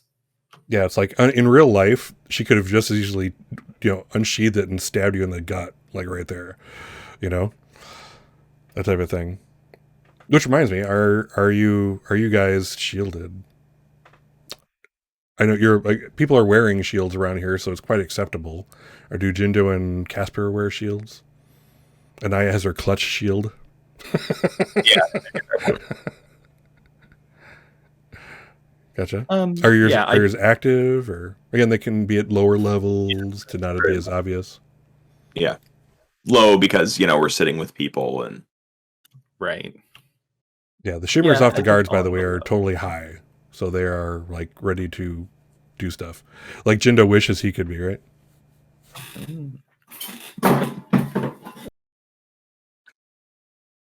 Excellent. So yeah, she's like, are you a soldier or a duelist, or do you just dabble? Just dabble for now. I just like to have the finer things on me when I can. Oh yeah, that was the wrong thing to say. It's like, well, just so you know, I am one of the finer things. I can see that. Totally missing any innuendo. Yeah, she kind of hooks her arm around Isaac's elbow, and it's like, so tell me more about your outing. Why here? It's where Cora wanted to go. Apparently, Gildrun has the most, the best actresses and actors and singers and talent in the universe. So here we are. Yeah, I keep. You see, it's like Cora's the Veruca Salt of the Duneverse in this thing here. But yeah, she's she's quite taken aback, like what with the what baby wants, baby gets type of attitude. So Diane is definitely happy to be around you, and the fact that you've already basically, said as much, that you're not with any woman. Did we establish? Is she like partnered up? Does she have a partner? She is freelancing, just indulging herself. Yes, I have labeled in my notes as huntress, but I don't remember. Yeah, she's definitely looking for pleasure on her own. I mean, I suppose we could try to leverage that as saying like, yes, her mother passed a few years ago, and ever since then it's been difficult to continue on. If you know what I mean, it has its own set of challenges. Oh my god! All right, so here's what I need to ask you. Yeah, Jindo is in his head right now. So is like, there's a way that she's making obvious that she can be made into an asset, and the question is Isaac ready for seduction? Or is Jindo ready for seduction? Jindo is in so far over his head, but let's do it. No pun intended. So yeah, we're actually late for our break. So let's as we contemplate Jindo doing what he's got to do, let's take our 10-minute break. Service to the house. It's for the house. For the house. So on that note, let's take our break. I'll see you all in 10, and we'll find out how this goes. And I don't even know what to roll. So we'll find out, won't we? All right. See you guys in 10. Be back. All right. We've returned from our break. Just in time to see how Jindo does not what he does. Jindo failed dismally at seduction. All right. So Yeah, I mean, that's a guaranteed route. I'm here to tell you she's leaving, though. Nothing open there. Well, I mean, that this is the way to capturing her as an asset. Is that something that Jindo can do? And again, we're going to be fading to black, just so you know. But is this a technique that Jindo is prepared to do? Otherwise, there are other ways. So here's the thing. I think Jindo would try, but is it something he is prepared to do? Yeah, probably, maybe. It's another one of those like, well, the company's picking up the dime. I might as well avail myself of whatever relaxation and fun I can. So For the house. yeah. All right, so you're basically trying to charm her. Basically, yeah. So I'll set the scene. She is basically ready to go back to your room, and I believe we have separate rooms here, but you guys, and she is, conversing. She actually tells one of the servants to bring in some extra wine. The scene is set, and then Jindo/Isaac makes his move. So I think it'd be safe to say. Let's see here. Actually, let's get back on the same screen. It can be safe to say that this is a communicate role, in the sense of you're trying to charm, basically. Which is thematic because it's my worst stat. Yes. All right. Let's see here. What would be your drive? What would be the thing you want to work with? I mean, Power comes in many forms. Power comes in many forms, sure.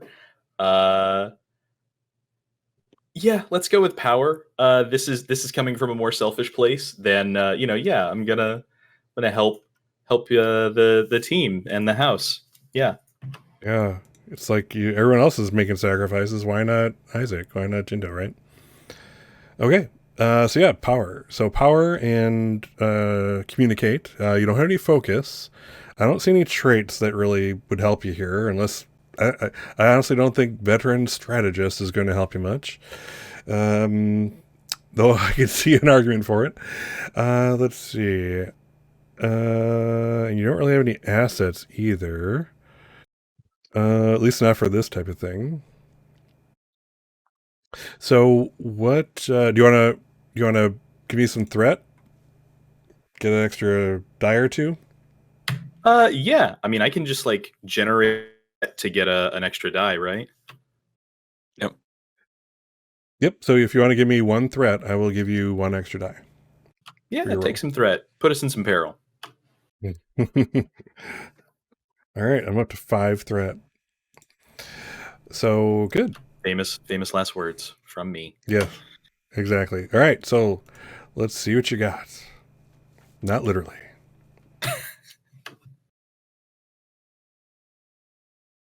Holy gajolies. Nice. All right, well, you're in like Flynn, as the saying goes. But completely oblivious. Yeah, so this is, again, I keep not giving you difficulties for this. I really have to get in the habit of telling you what the difficulty is, and that way we can play with traits and stuff like that. But this would have been a difficulty 1. Again, this was a sure-ish thing. So okay, that gives you 2 momentum. And that's actually, that's enough to, I suppose you'll spend that right away to create her as an asset, yes? Yeah, I think that makes sense. Cool. All right. That was quick to get, quick to spend, as it should be. So awesome. Yeah. So yeah, there's this point where she looks into your eyes and says, "I love you, Isaac."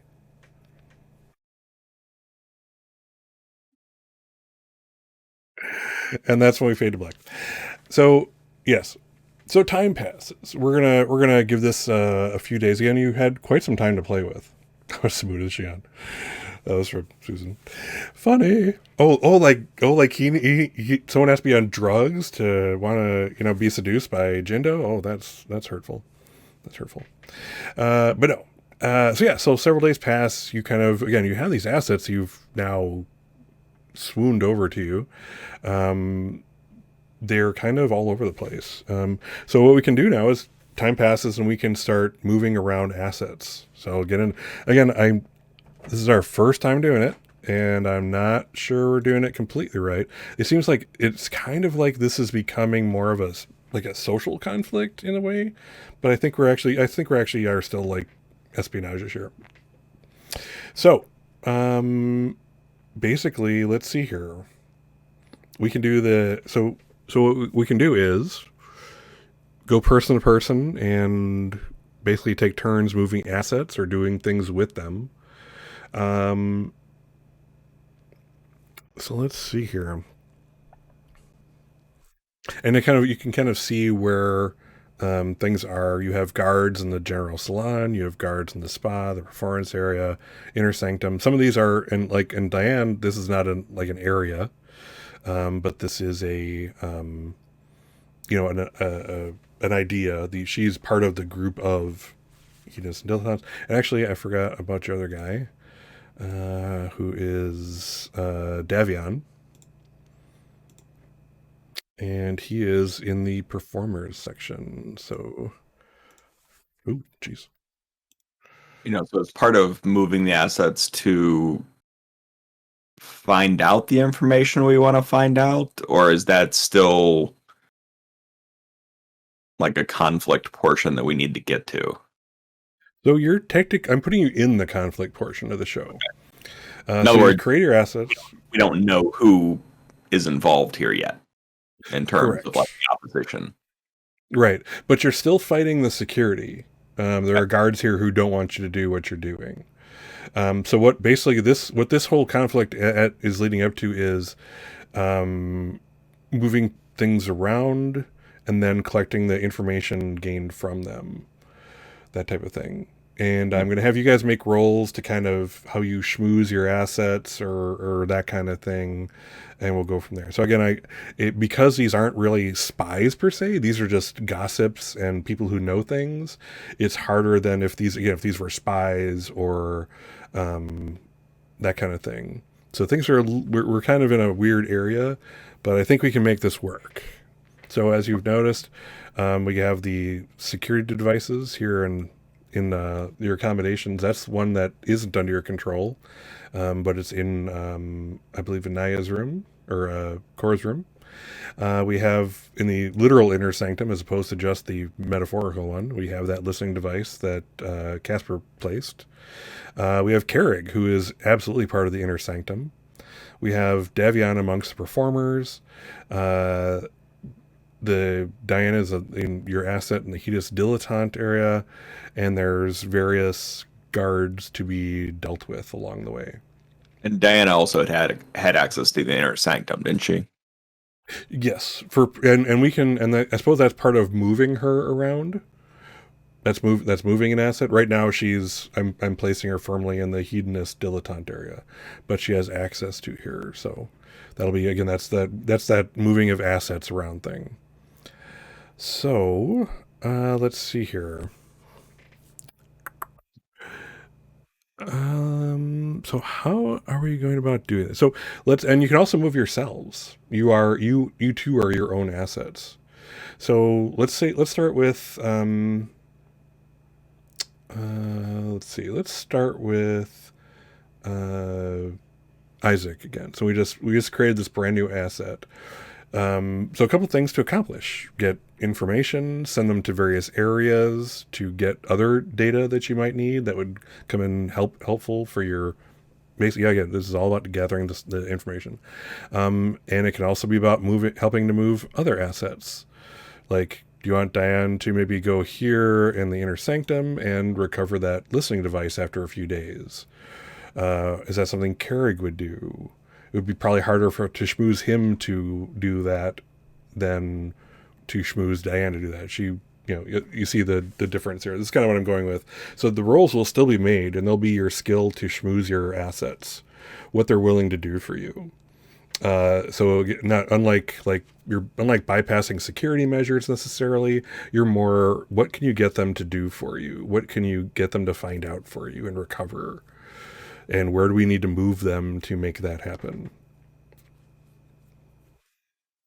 At least that's what I'm going with. Again, I don't quite honestly understand the entire conflict system. I don't think any of us do yet, but I'm desperately trying. So let's see what we get. So let's start off with Isaac. What asset would you want to move around to do something with? I feel like Diana or Davion would be a good choice to, like, if we were wanting to recover that listening device. Because either one of those, I think, could probably move there and be seen there, and it's wouldn't be a huge deal, right? Mm-hmm. I mean, same thing with Carrig, but we have a little more leverage on the other two. It feels right. And is that something Carrig would feel comfortable doing? Yes, they're your assets. They're gathering information for you. But again, do you have what it takes to schmooze an upstanding man like that to pick up a listening device for you? That type of thing. I do not. Right. I will tell you that right now. Gotcha. So let's do this. So let's we want to move an asset, Diane. Is that, or Davion? Which one is what you're looking to do? Let's go with Diane. Okay. All right. So, and I'm assuming you want to move her to Inner Sanctum, yes? Yeah. Excellent. So now the way conflict works, and again, this is just a teaching thing that I'm at least going to share what I understand. So in conflict, the way things work is you have a move. You can move an asset or use an asset. You cannot do both. One is separate from the other. However, you can also basically moving an asset costs nothing. It costs your turn. You don't have to roll for that. It's an automatic thing. However, you can do other things that can up your chances of getting what you want out of it. So if you move subtly, what you can do is you basically, to keep the initiative, because there's initiative, I'm going to have guards doing stuff too. You can keep the initiative for 0 momentum, and basically go again. Move an asset again. Or you can move it boldly. And what that does, if you succeed in the roll, and again, these are both difficulty 2 rolls. If you succeed in the roll, then you get to move your asset, and you also get to move the opponent's asset 1 area. But just to move this to there costs nothing. So just putting it out there. I suppose that we would want to move her subtly, simply because that would give us the upper hand. Like, that would let us, act first, and potentially get in and get out. Right, and you want to do that before the guard confronts her, basically. Well, this is also another kind of question. Like, technically, this is like that architect kind of play where, like, I'm moving an asset. Right. I mean, theoretically, could I insert myself into the scene and, like, distract or take out the guard? Like, I don't know that that's necessarily what I want to do. It's just sort of a question. Well, you also are an asset to be moved around the table. So that would be something separate. So you could move her in there and then move yourself in there and then not be able to do anything yet. Okay. Let's just try to move her. You're all movable. I think, and if any of the other players have commentary or ideas here, I think that moving Diana in subtly is sounds like a good way to start out. Cool. So I think the way we're doing this, because it's not you, it's her. She's not a trained spy. She's just a woman who's going to grab. I'm assuming you want her to grab the listening device. Is that what I'm inferring correctly? Yeah, and I think I would phrase it in a way so that she has some degree of deniability. Like, I noticed Reza was wanting a recording of her performance the other night, and you'd be doing a great service to her, I'm sure. It's in this general area, I believe. Cool. All right. So, okay. So you're basically convincing her to do this. So again, it'll be another communicate roll. And I'm not sure what drive you're looking for. But she is an asset. She literally is your asset. So this makes things easier. You've smoothed her and she belongs there. So this is actually a difficulty 1. Okay. So what's your drive you want for this? I think this I'm going to go with duty because it's more in line to help the house and to help Reza, and I mean all of us. But that's a nice byproduct. Sure. And people are the strength of the house. So you're using people power. All right. Give it a roll and let's see how you do. 0 successes. It's just above. Just barely. Do you have a what do you call it? A determination you want to spend? What's that? Yeah, I can go ahead and just spend determination. I mean, yeah, let's do it. Okay. Spend your determination and reroll any dice you would like. All right. Cool. Ooh, just on the barely, nose. Yeah. Yeah. All right. So yeah, you move her in, and I'm going to say she's getting the ability to, because you move subtly, she can now take that device. She's not back to you yet. She's not out of there, but we'll kind of go from there. All right. Let's see. So I'm going to move as the guard, and let's see here. Well, if we acted subtly, don't we hold the initiative? Well, that was so he moved the asset. The subtlety was using the asset to kind of grab the device. Got it. So that was the keeping the initiative for 0. So now we go to the other side. Again, so there's not much that I care to do. She did well. This isn't her room. So the question is, what do I want to do with my turn here? I'm going to say the guard will at least challenge her. She's going in this anteroom for no reason, that kind of thing. So as opposed to just moving the guard who's already there, I'm going to kind of go back and forth. So let's try another roll, Jindo. Same thing. Okay. And actually, yeah. So you're setting the difficulty for the guard to like intimidate her or see through her ruse and that kind of thing. Okay. Would that be discipline, or is that still communicate? Or I think it's still communicate, because again, this is all about you influencing her. Okay. Anyway, we may find out I'm totally doing this wrong at a later date, but this seems logical so far for this quasi-espionage we're doing.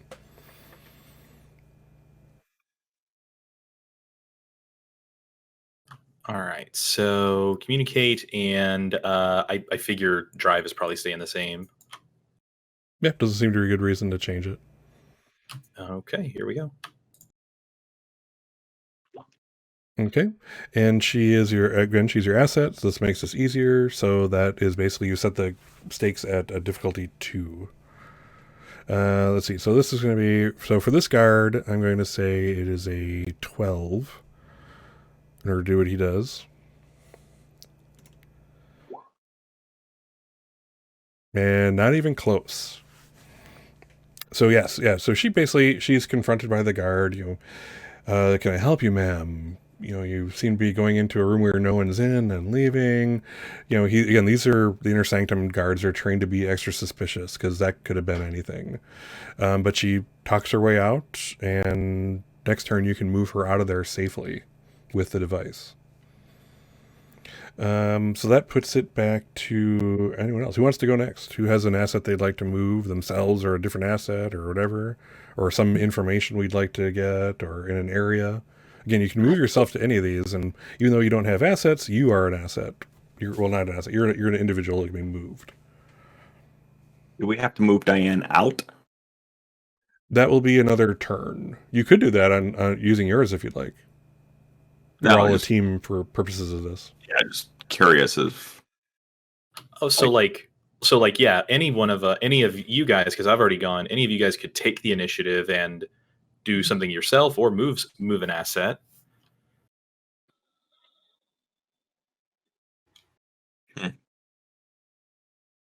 But yes, in order to kind of get the device, she'll have to be moved out of there. Wrap my head around things. Does anybody need me to distract people? That'd be awesome. Actually, that would probably be good for you with Diane, because you do have that connection, and a reason to be weird, with her, near her. You could be distracting the guards to allow her to, move out. And she could you could take the device from her, and there we go. Okay, so let's Reza, why don't you, let's say you use your turn to move Diana out. So you're basically getting her past the final security, and now you have that device in your hand. Does that sound like something that you're talking about? I was just trying to just if anybody has anything that they're really trying to do and they need me to help be a distraction, I figure might as well be a distraction and help in that direction. Gotcha. And also, I mean, you can use yourself as a thing to move. For example, Reza can move into the hedonist dilettantes or the performers section and schmooze for information. You yourself are an information gatherer. The assets give you more things to get and make your job easier. In fact, him being in the area, with working the performers with you would make your job easier. Him being an asset. But you could go anywhere. You could go to the hedonists, mingle with them and try to pick up some data. This is all about finding information. So right. Basically pushing yourself in the one area. I'll just go ahead and continue on the string you thought of earlier, getting the device from Diane and helping her get past the guards. Okay. Maybe I dazzled them enough. Sure. Okay. So you're moving Diane out, and you're already kind of out of that zone. All right. So why don't you roll like a charm on the guard? Okay. So I'm gonna I'm just going to make him a difficulty of like, let's make it. I'm gonna make it a 2 just to get her out of there without any question. I'll probably do charm, and then I'll probably do power because I do as I please. Okay. And do you have any traits that help you? Let me look. Let's see how. If I can find the page with my trait. Do you mean my talents, or do you mean? So you have like trait of like you're a mentat. Let's see here. I'm trying to figure out what I had them on. Where is it on here? I think it's not very locatable on here. Let me look over on the World Anvil thing real quick. Hold tight. I'll look at you there. So yeah, you'd get one for being a mentat, and you'd get, and I think that one is bonus from factions, and you'd get another one kind of loosely based on your archetype, and then your last one is just kind of like up in the air for you to decide. Yeah, and I think I'm not finding them so easily, unfortunately. I think I was looking at like the talents before on accident when I was talking with Jindo. But where is it? That's a really great question. So like I think, yeah, you're role. Oh goodness. Well, like my role is like hobnobber sort of thing, where like keeping people's notice kind of on me and not what my hands are doing down here, getting this from Diane or whatever. Okay, cool. All right, so yeah, let's call it that. So that'll make your role easier. So it's now a 1. So go and roll your dice. It'll be, again, communicate and Power. And power. So yeah, make a roll. See how we do. Perfect. That's actually 3 successes. So let's add some momentum. Woohoo. 2 momentum.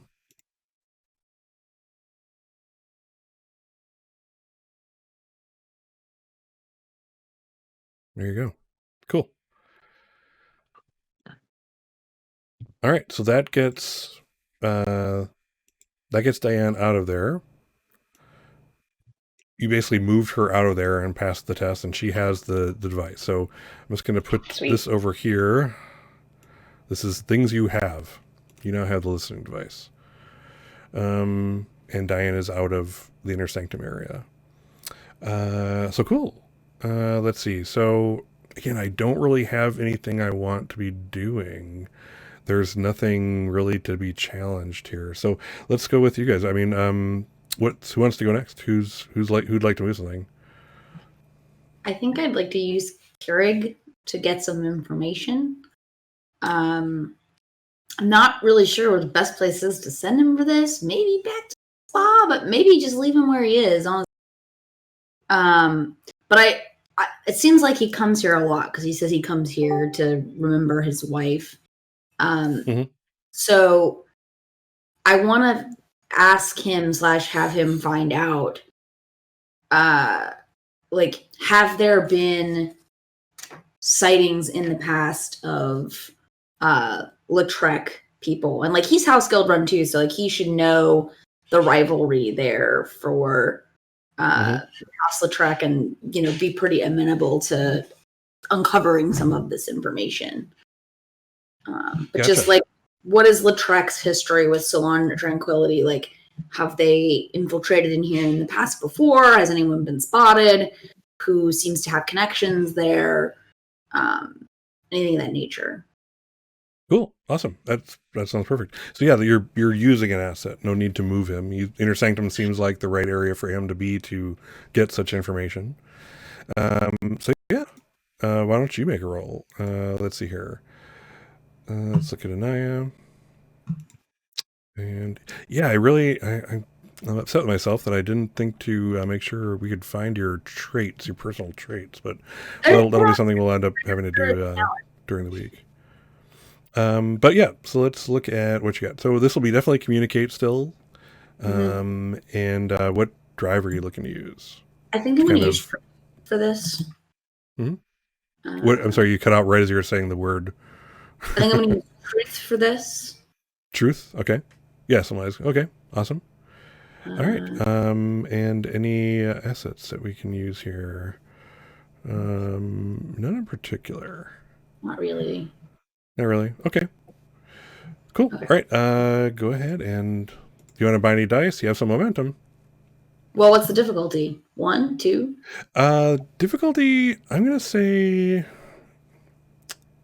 let's say 2 with him also.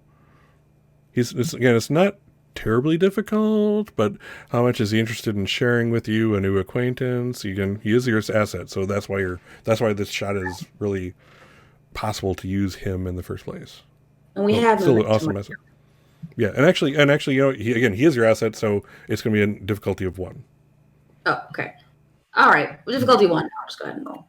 I keep taking that into account. So yeah, so like you could literally go, like you could place yourself in the inner sanctum and make this same roll, but you wouldn't have an asset to really work with it. That kind of thing. You see what I'm saying? I hope I'm communicating that correctly. Yeah, makes sense. Okay, so yeah, I got 2 successes. Nice. Yeah, you weren't using focus. So yeah, okay, 2 successes. So yeah, and actually you get another momentum. So let's. I'm going to pop that over real quick.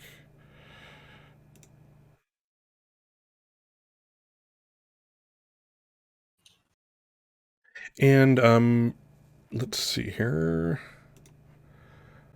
We're going to kind of do this portion of the show until you guys are kind of satisfied, and then we'll kind of I'll basically go over what we've learned as a group type of scene, and after this, if that's all right with you guys. Cool. Again, unfortunately fortunately for you guys, unfortunately for me, there's really not much that, like if this was some kind of social thing, I'd say, oh yeah, I'm going to move in the asset of this lady who doesn't like you getting in the way of your thing, and now I can do that. But these guards have no reason to really mess with your people, so we're in a good position here. There's still conflict because there's still potential for them to, get upset at your requests, or the guards to find the right things. Really, listening device is the only really worry there. So as conflict goes, it's not the worst, but it's definitely something. So go ahead. How about Casper? What is it that you want to be doing? So I think I was going to move into sort of like the staff zone, which I assume is like, following them or finding a reason to be in, many of the different rooms, maybe on, off times, to observe them and see, basically to see if I can, figure out if any of them are just, generally up to no good. Okay. So for kicks, so you've moved your asset, which is cool. So that's your move. Again, unfortunately, this is a bad example we're setting because there's nothing that I care to move against you right now. Okay. So, but for the sake of trying out the system, let's go ahead. In order for you to then use your asset, so yourself, let's make you move subtly. Okay. So go ahead and let's make a roll. It'll be difficulty 2. And let's see here. So, I mean, you're a guest there. So this is all a lot of communication type stuff. So why don't you go ahead and communicate? Looks like you don't have any good focuses for that. And what drive would you want to use for your thing here?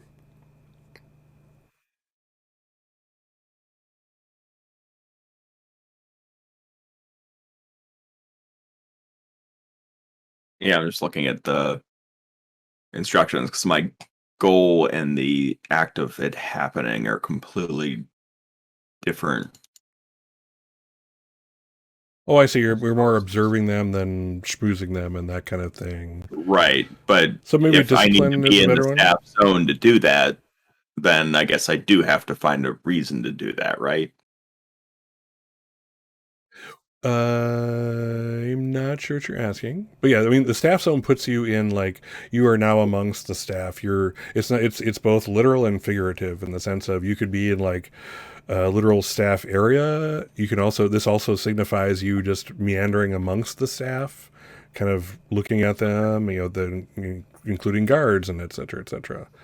So yeah, I mean, this I suppose this would actually be a discipline espionage type role. You're looking for cues or cracks in the story, or people going into places they shouldn't be, or that kind of thing. Or maybe it's watching them to know their patterns, and therefore I can move into that area without being challenged. Yeah, but keep in mind that this is all about gathering information. So at this point, yeah, this could cover both, literally. So yeah, so let's go with discipline and your espionage as the focus. And so again, what drive are you looking at for there?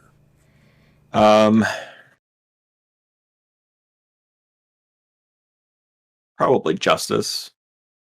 Since I am trying to protect Gildrun, and I'm protecting it even though I'm, helping out my former brother who's a no good piece of, who is a sinner. House member. Yeah, sinner, saint, Gildrun is to be protected. So yeah, cool. All right, justice and discipline it is. Did you want to buy any extra dice? What are we at now? 3? Yeah, we're at 3. Yeah, let's buy one. All right. Yeah, so your difficulty will also be 2. So yeah. And the one bot one didn't help, but I still got 2. Nice. All right, cool. Yeah, so you're able to kind of, get, again, I'll say with this, that gets you literally and figuratively in the staff area. You're kind of able to see behind the scenes.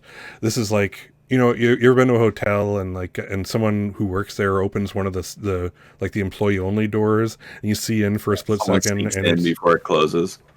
Yeah, because of the fact that it's like, cement walls in there. There's nothing pretty about it. It's the place you aren't supposed to see the guests. It's a little more plain, and maybe you follow one in. You kind of do the shoulder it in as the door closes behind them without having to hit a lock of any kind. You're able to kind of maneuver around there. So given that, can you move around, you get to look at people, all that kind of good stuff. And this, again, for the purposes of what we're doing here, I'm saying this is even happening over the course of days. You guys have like a whole week or 3 weeks, so we're good with time on that. To do anything for the purpose of observation, or that was all inclusive. Okay. Yeah, I'm saying that did this. That makes sense. Okay. I'm just trying to make sure how it interacts with, like I have a talent that's based on scenes, and I don't know if that applies to. This is one big scene, but okay. What is the talent that you're looking at? So it's constantly watching. Whenever I attempt a skill test to detect danger or hidden enemies, I can reduce the difficulty by 2. So I'm just wondering if I got 2 momentum there because it was actually a 0 difficulty, or if it's really an espionage thing as opposed to an observation thing. Ooh, good question. So you make a good point. So good thought there. So basically, so the role originally was to move subtly. So you did the thing. So that was what you're doing. So yes. So let's make a different role actually, and use your talent here. So it'll be a difficulty 0 roll. You're quite right. And that would be understand. Let's see here. I would still say that's still under your discipline, espionage, that type of thing. I'm going to use the same justice. Yeah, sounds good.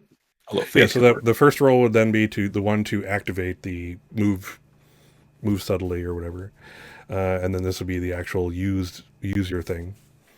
So okay, it's difficulty 0, and you did make let's see. So it's actually 2. Because yep, one's critical. Yep. So you've generated more momentum.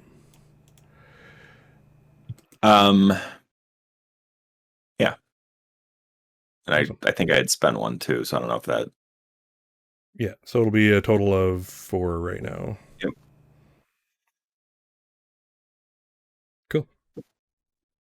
Yeah, I think we're all trying to get our heads wrapped around this. So.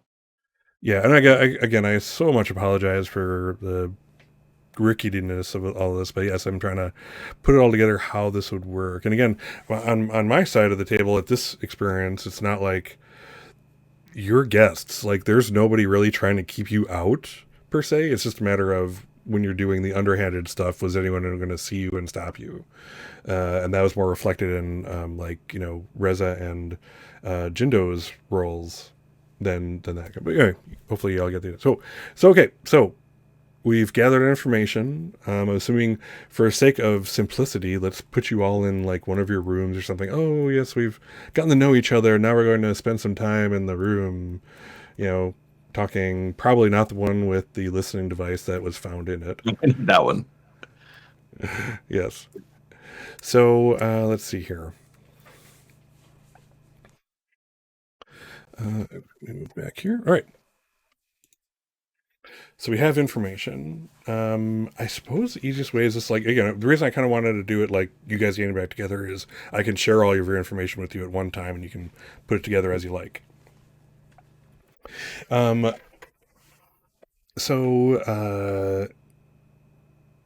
see. I'm just trying to put together what y'all found out. So let's start with the listening device. So the listening device does come up with some good stuff, and this is actually partially based on the fact that they got a complication on the roll to stand against you when you're planting it. Listening device turns up some kind of chatter. Somebody's using a radio in this room, and that's weird because you're not even supposed to have them because that interrupts the whole luxuriousness of this whole thing. But you do hear some chatter that sounds like some kind of like actual battle language, like something you would, again, there's the battle language, which is used in battle, which is very curt, dual syllabic things to put out a lot of information people in the heat of combat. And then there's a secret speech like you guys were talking about before with like the the Gildrun code words and stuff like that. So Jindo absolutely recognizes this as some kind of battle language. Nothing that really piques anything, but it's we'd recognize like someone's giving an order. Yeah, recognize someone's giving an order, someone's receiving. So also this, if it's a personal device, that means that person can't be too far outside this compound. Again, as I'm kind of the house ruling with the communication size of communication devices, smaller handheld ones don't go for very far. So whoever's receiving is probably, if you had to guess, just outside the salon. But yeah, it's some kind of battle language. Let's see here. The as for Carrig. As for Carrig kind of he's only too happy to talk to Cora about like the comings and goings and House Lautrec, and he actually spits when he says the name Lautrec, and he's like, rest assured, if I even had a whisper of any House Lautrec individual parlaying their way through here for whatever reason, I would never return, even though it would mean giving up the memories with my time here with my loving wife. It's like, and he's like, there are other, there's other despicable individuals here, but they aren't Lautrec, definitely. Let's see. So those despicable individuals. What's that? Does he provide any additional information about those despicable individuals? You can spend a momentum to find it out. Why not? Let's do that. Let's get crazy. Crazy! All right, so let's go over here. Alrighty.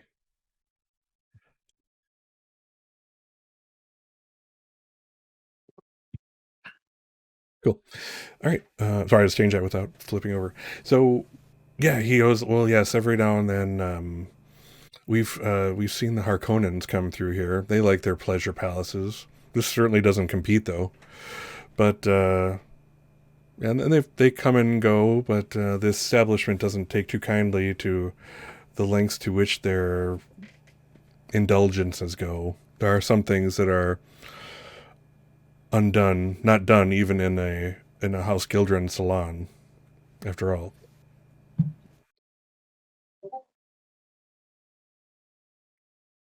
Let's see. So yeah, there's that. Anything else you wanted to get more info on, or is that good for that? I think that's good for now. Okay. So Reza, you're kind of part of this was all making sure that Dan get out what she did. So good job. That's why you got the listening device in the first place. So Cassian, or Casper's information. So you kind of, again, you watched the comings and goings of staff, hung out in their areas a little bit. You did the whole, I'm sorry, I must have made a wrong turn type of thing, in your stop. Albuquerque. What's that?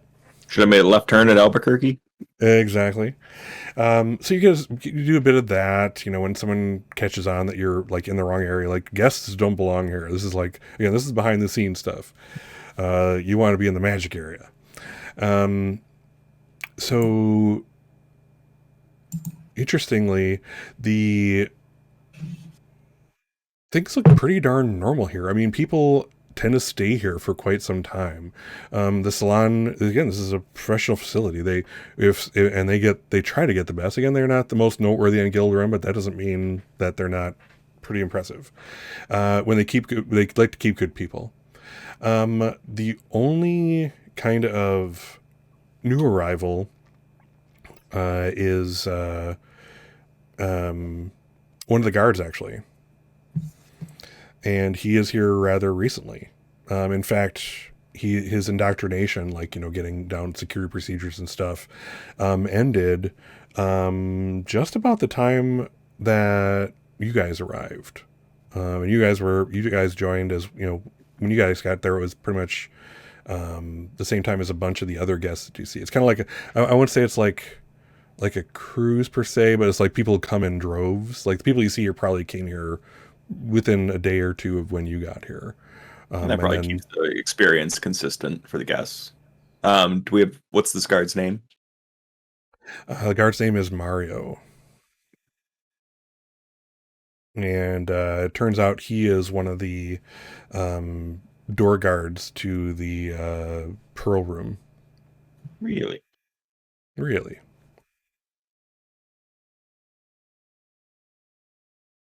Okay. Great intel. Excellent. Anything else you want to spend any momentum? You have some momentum. You can get some more information if you wanted.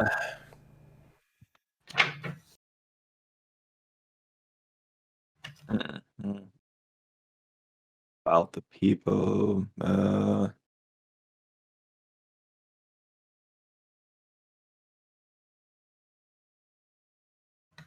No pressure. I was going to say, I want to, but I don't know on what.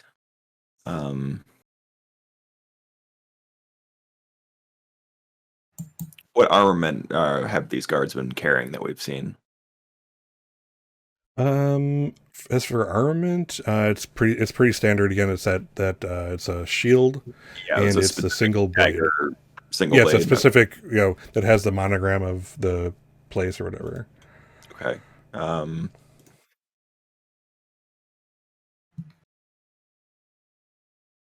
guess I'll spend one since I was observing the staff and just ask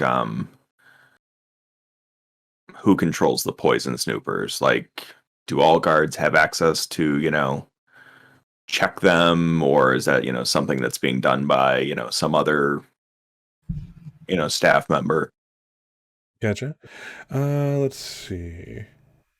So the guards are in charge of their own rooms. So like again, the people stationed here, at the spa are in charge of spa snoopers, and so on and so forth. So he would conceivably have access to that. Yes, absolutely. Okay. Cool. Anything else? Any other questions?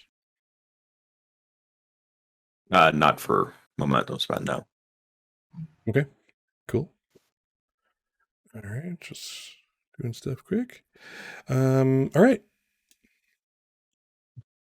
So what the question is, what do we do with all that? Are you guys going to pursue the guard? Do anything with the guard? I mean, I think he's a likely a likely possibility for a threat. He seems like Okay. the best we have. Sure. Okay. So what's your plan now that you know that Mario is your likely target?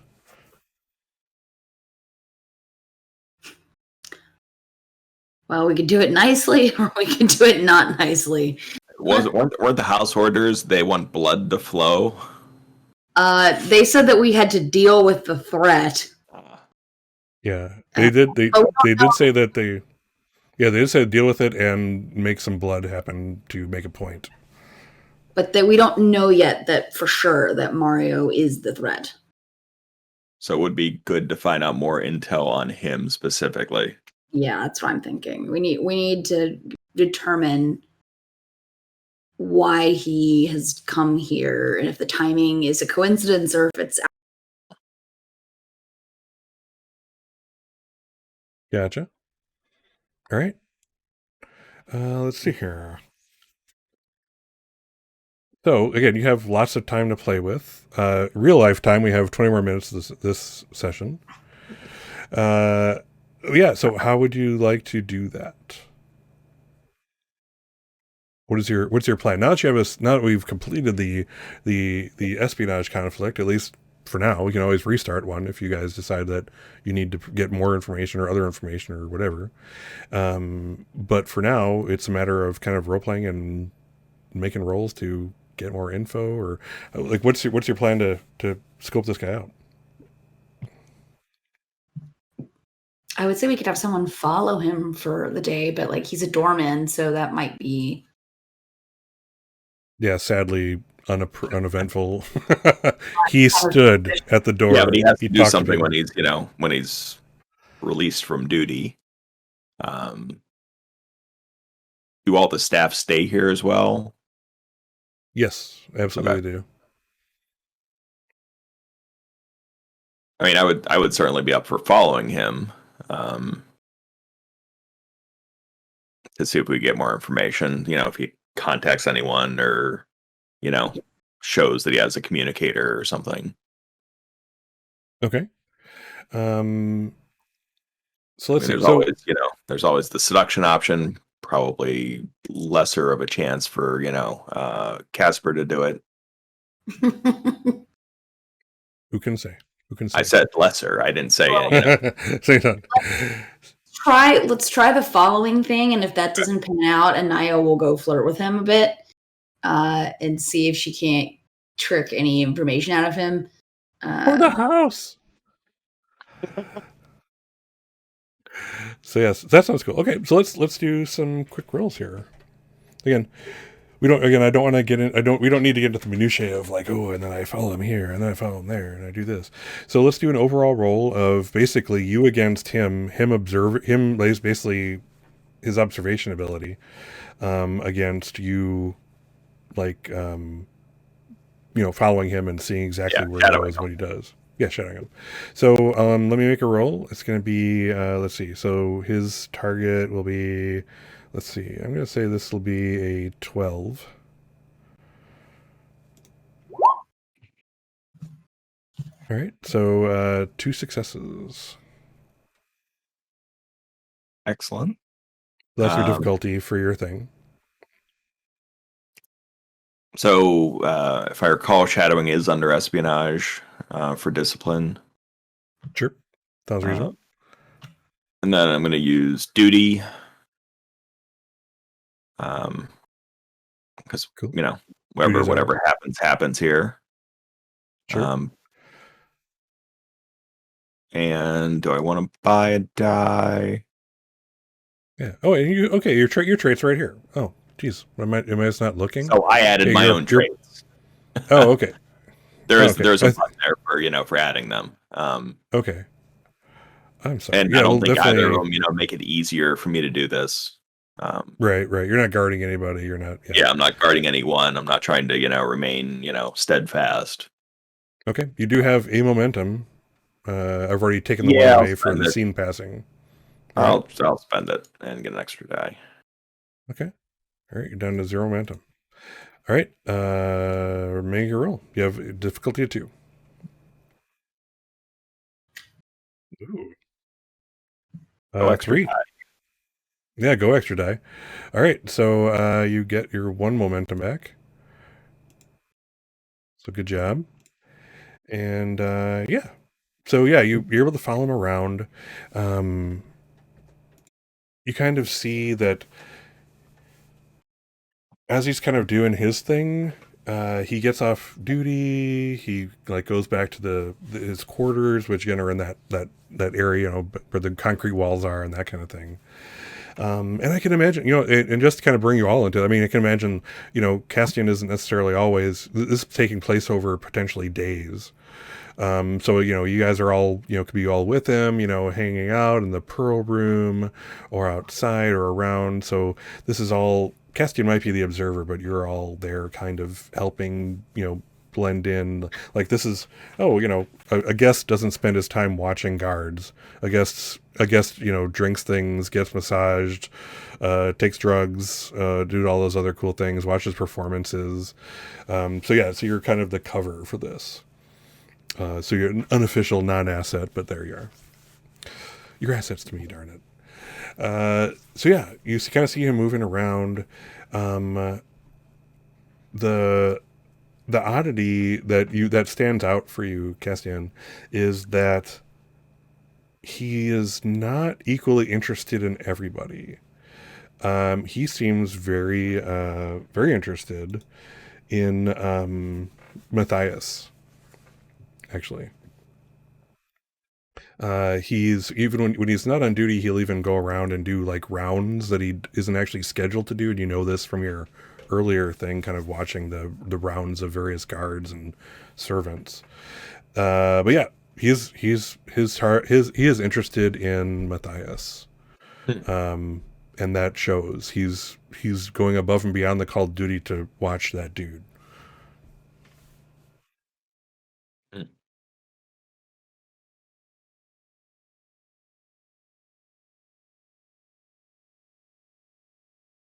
Cool. But yeah, the days continue. Diane is always around you, just all the time.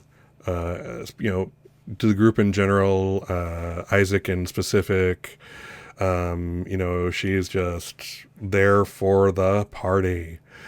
And there you are. Yeah, and then your actor friend is every now and then checking in with you. He's looking for an update on when he can get his big break, and it's going to be so awesome. Oh my God, I've waited all my life for this. Oh God, this is going to be sad when you leave. But yeah, that's what you do to assets. You use them and you lose them. But yeah, time goes on and you're kind of doing your thing. I have to imagine like you're at times you're all like watching your calories, it's like, oh my God, I've totally gained some Tranquility Salon poundage here. It's all I do. There's no workout area because that's the Tranquility 10. Tranquility 10, nice. That type of thing.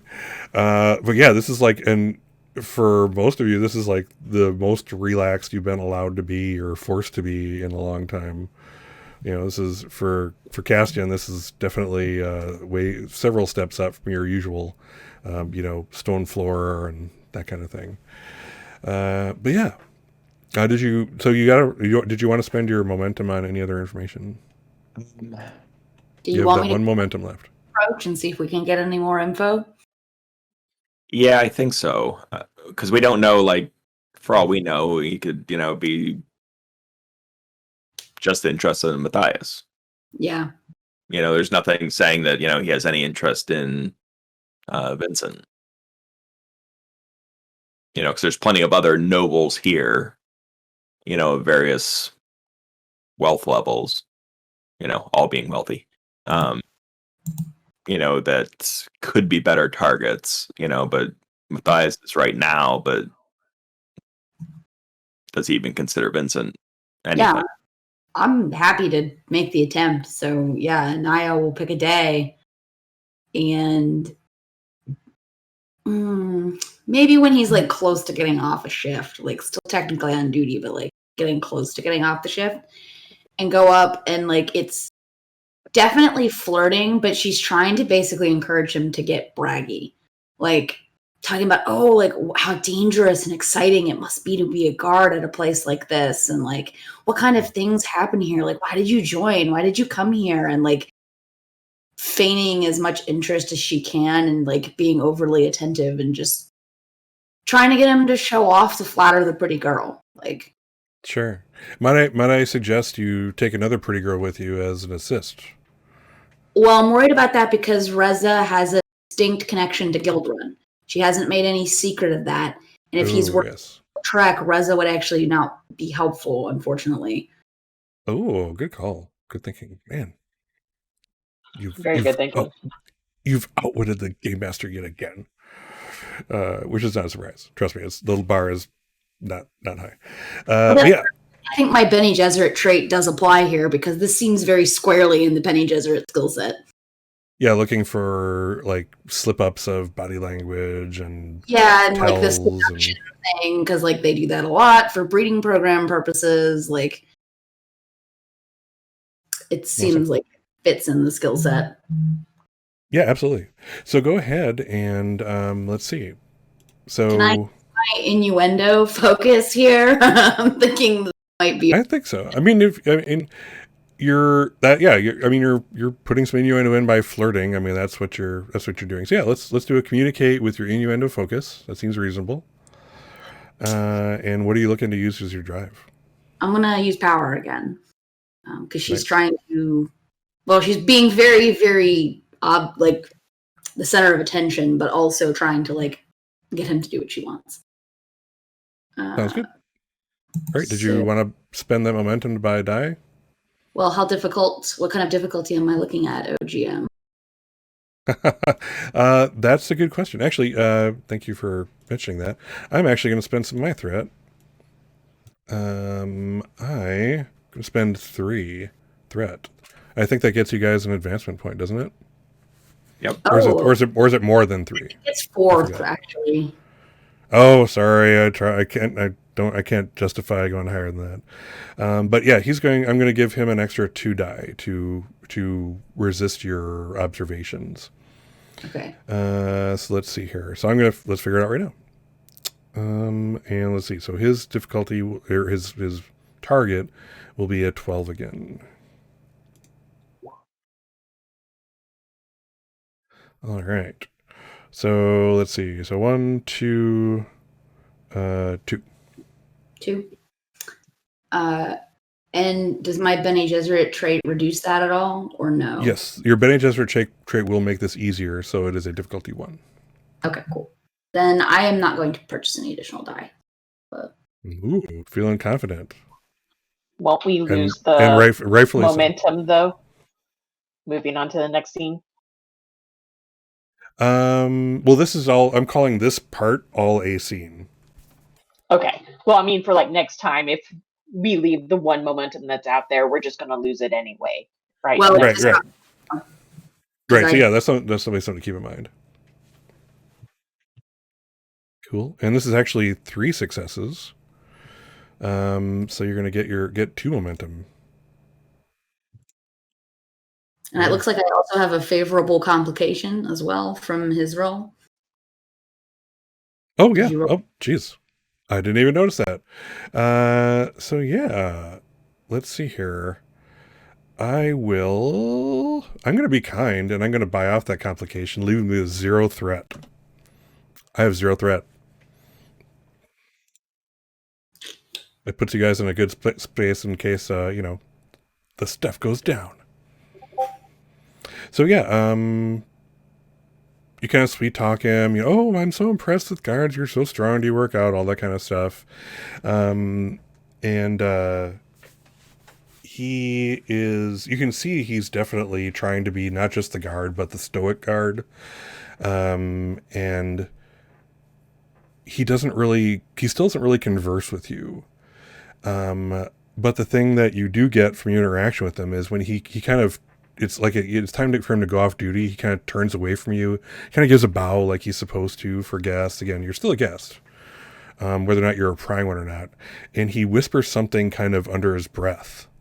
And the thing that hits you is, holy crap, that's absolutely one of the words spoken on that recording we got of battle language. So he was the person on the radio that we heard, it seems. Yes, it would seem so. As he says it, it's the same intonation and everything. Okay. But otherwise, no, I don't get anything from him.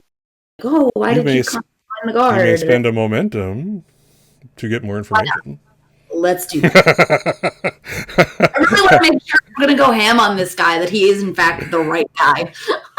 Right. No. And all I'm trying to, just so you understand, what I'm trying to do here is kind of get you all in the mindset of, so your role, like your information finding role, gets you the basics. You've now earned to know this thing.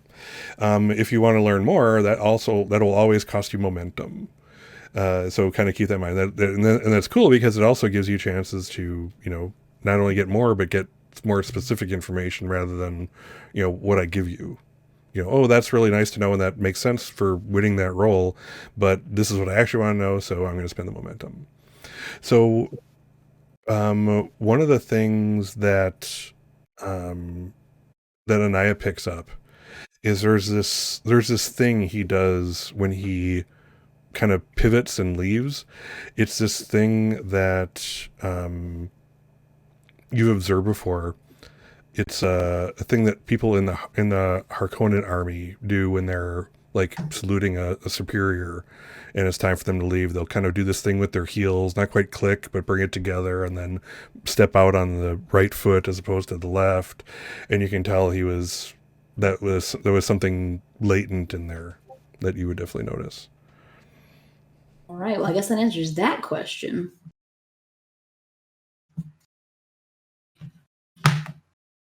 So I'll share that with the group the next time we meet up and just be like, so I don't think he's House Lautrec. I think he's House Harkonnen.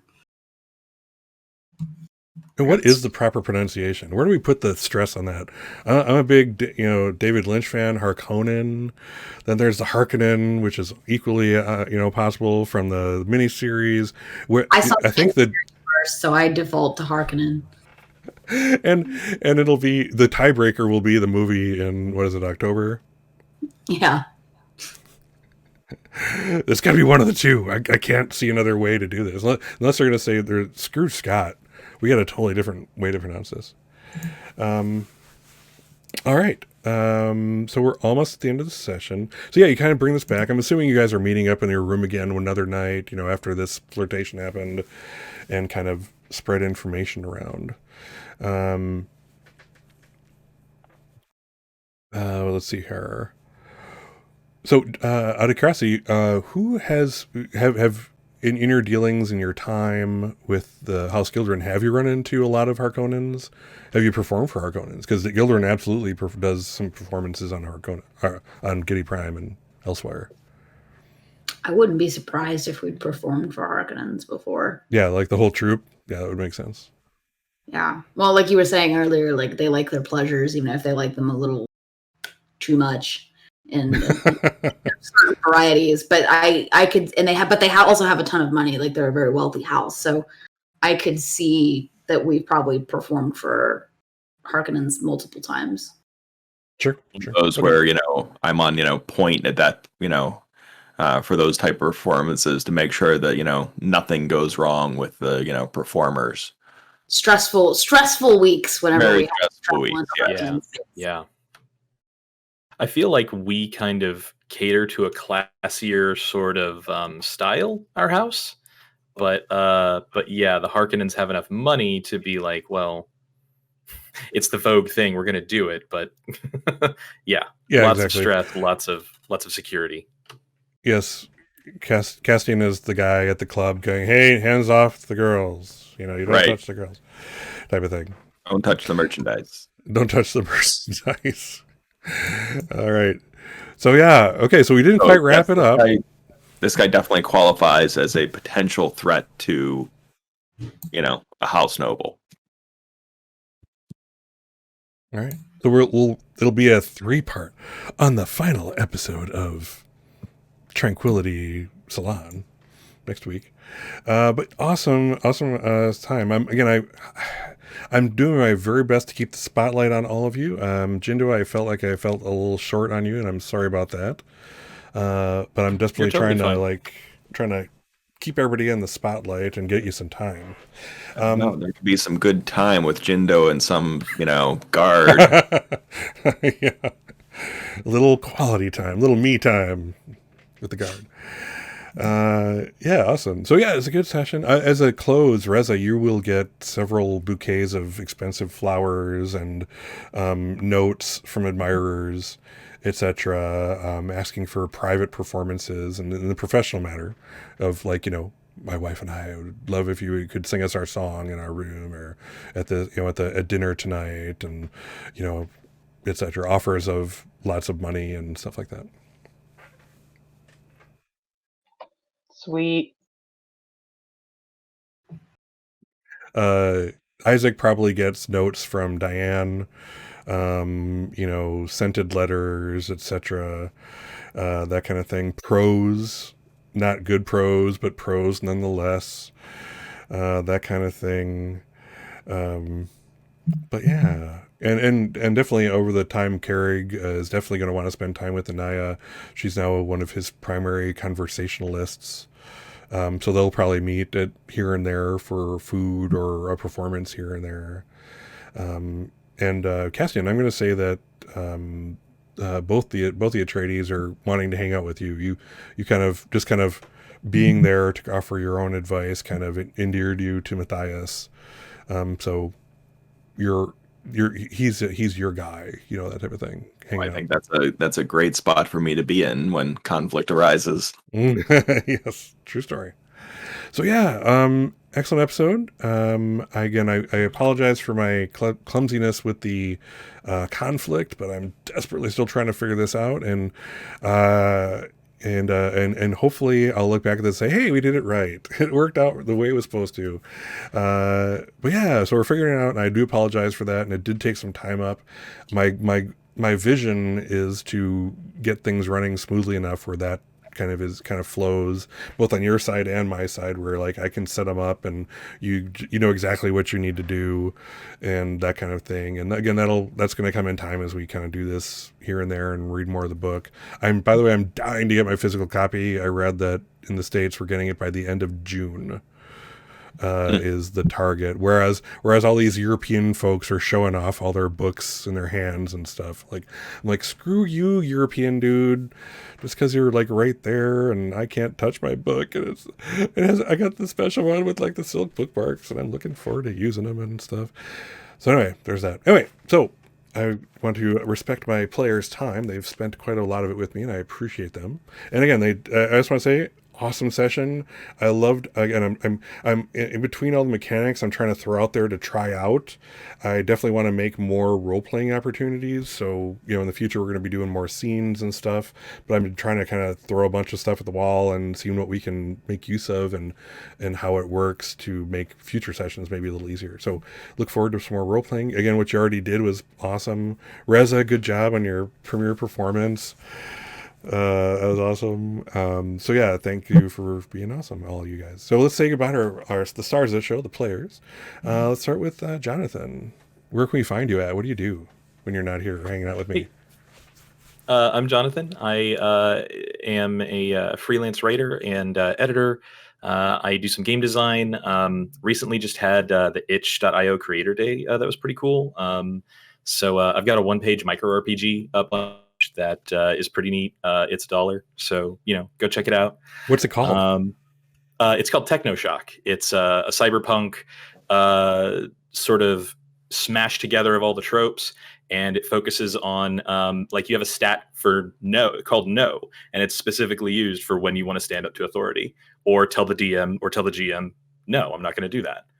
Okay, that doesn't exist in this game. I just pointed that out. So yeah, it's one of those things that I didn't see and thought it was kind of fun. So that's awesome. No, I was making a joke there. Yeah. You can. Yeah. But that's awesome. That's like kind of my thing lately that I've been promoting and working on and stuff. Like I'd like to develop it into something more at some point, but we'll see. In the meantime, coming up in June, I've got a couple of things hitting the Dungeon Masters Guild for 5e. So keep a lookout for that. But yeah, everything's on my Twitter at Jonathan Swadley. Okay, and as a note, there are some on the Discord. I do have a section for member links. If you could send those links my way, I'll pop them on there, and that goes the same for all of you. So, Anaya, we're back into player mode. Danielle, where can we find you when you're not hanging out with me? When I'm not hanging out here, you can find me on Twitch and Twitter at @RyRacontor, where you can find me posting about all kinds of stuff. Currently, I'm posting a little bit about a big cosplay I'm working on for Nyx from Hades. So if cosplay is your jam, you can come catch some of my work. Do we get the secret of what cosplay you're doing? Or is that like ready for prime time? It's the goddess Nyx from Supergiant Games game Hades. If you've not checked it out, it's a very cool game, very fun, great story. Very involved costume. You can sort of see like right there is the wig that I'm working on. So if you're into that sort of thing, you can catch some of that there. Also, I too have something that's coming to DM's Guild, that I'm a part of that's coming to DM's Guild sometime in the next couple of months here. I don't know precisely when, but it's going to be through the Feywild Volume 2, which is all magic items for D&D that are themed around the Fey. And I have a couple of items that are in the finished book. So if that is your jam, you should check that out too when it shows up. That's so awesome. I love this creativity. All right. How about Susan, Tinker Gnome? I have to explain Tickernome to me someday, but not on stream yet. I'm curious. But yes, where can we find you when you're not hanging out with me, Tickernome/Susan? You can find me on Instagram at Tinkernome. I don't really post a whole lot, but I throw memes out there like crazy on Facebook. But I'm usually spending time with the cat and dog, tech support, karaoke, doodling. I'm boring. It's cool. There's nothing boring about karaoke. I just want to put it out there. And yes, ScottsCaseFiles karaoke will be a thing someday. Technology permitting. So awesome. And then least is in terms of stuff he wants to share with us is Steve. I don't do anything, so he is a ghost in the machine, never to be found. Again, I don't even know if his real name is Steve. I'm not sure. Or if he really exists, or if this is some kind of AI construct. We're not positive. So, awesome. And last but not least, I'm ScottsCaseFiles. If you're watching this on Twitch, think of hitting the follow or subscribe button. All my social media stuff is below. If you're watching this on YouTube, all the stuff is in the description. But yeah, I'm so happy to be hanging out with these guys. Things are going to get more exciting. I know, again, we've been kind of doing some stuff where, it's in the courts, the court in the terms of noble courts. We're going to get, not there soon. So be strong. It's going to get exciting, more exciting. So yes, on that note, I hope everybody has a great week. Tomorrow's Monday. But have a great week. Be good to each other, be good to others. Go forth and do no harm. And we will see you next week for Dune. And until then, take care. Stay out of trouble.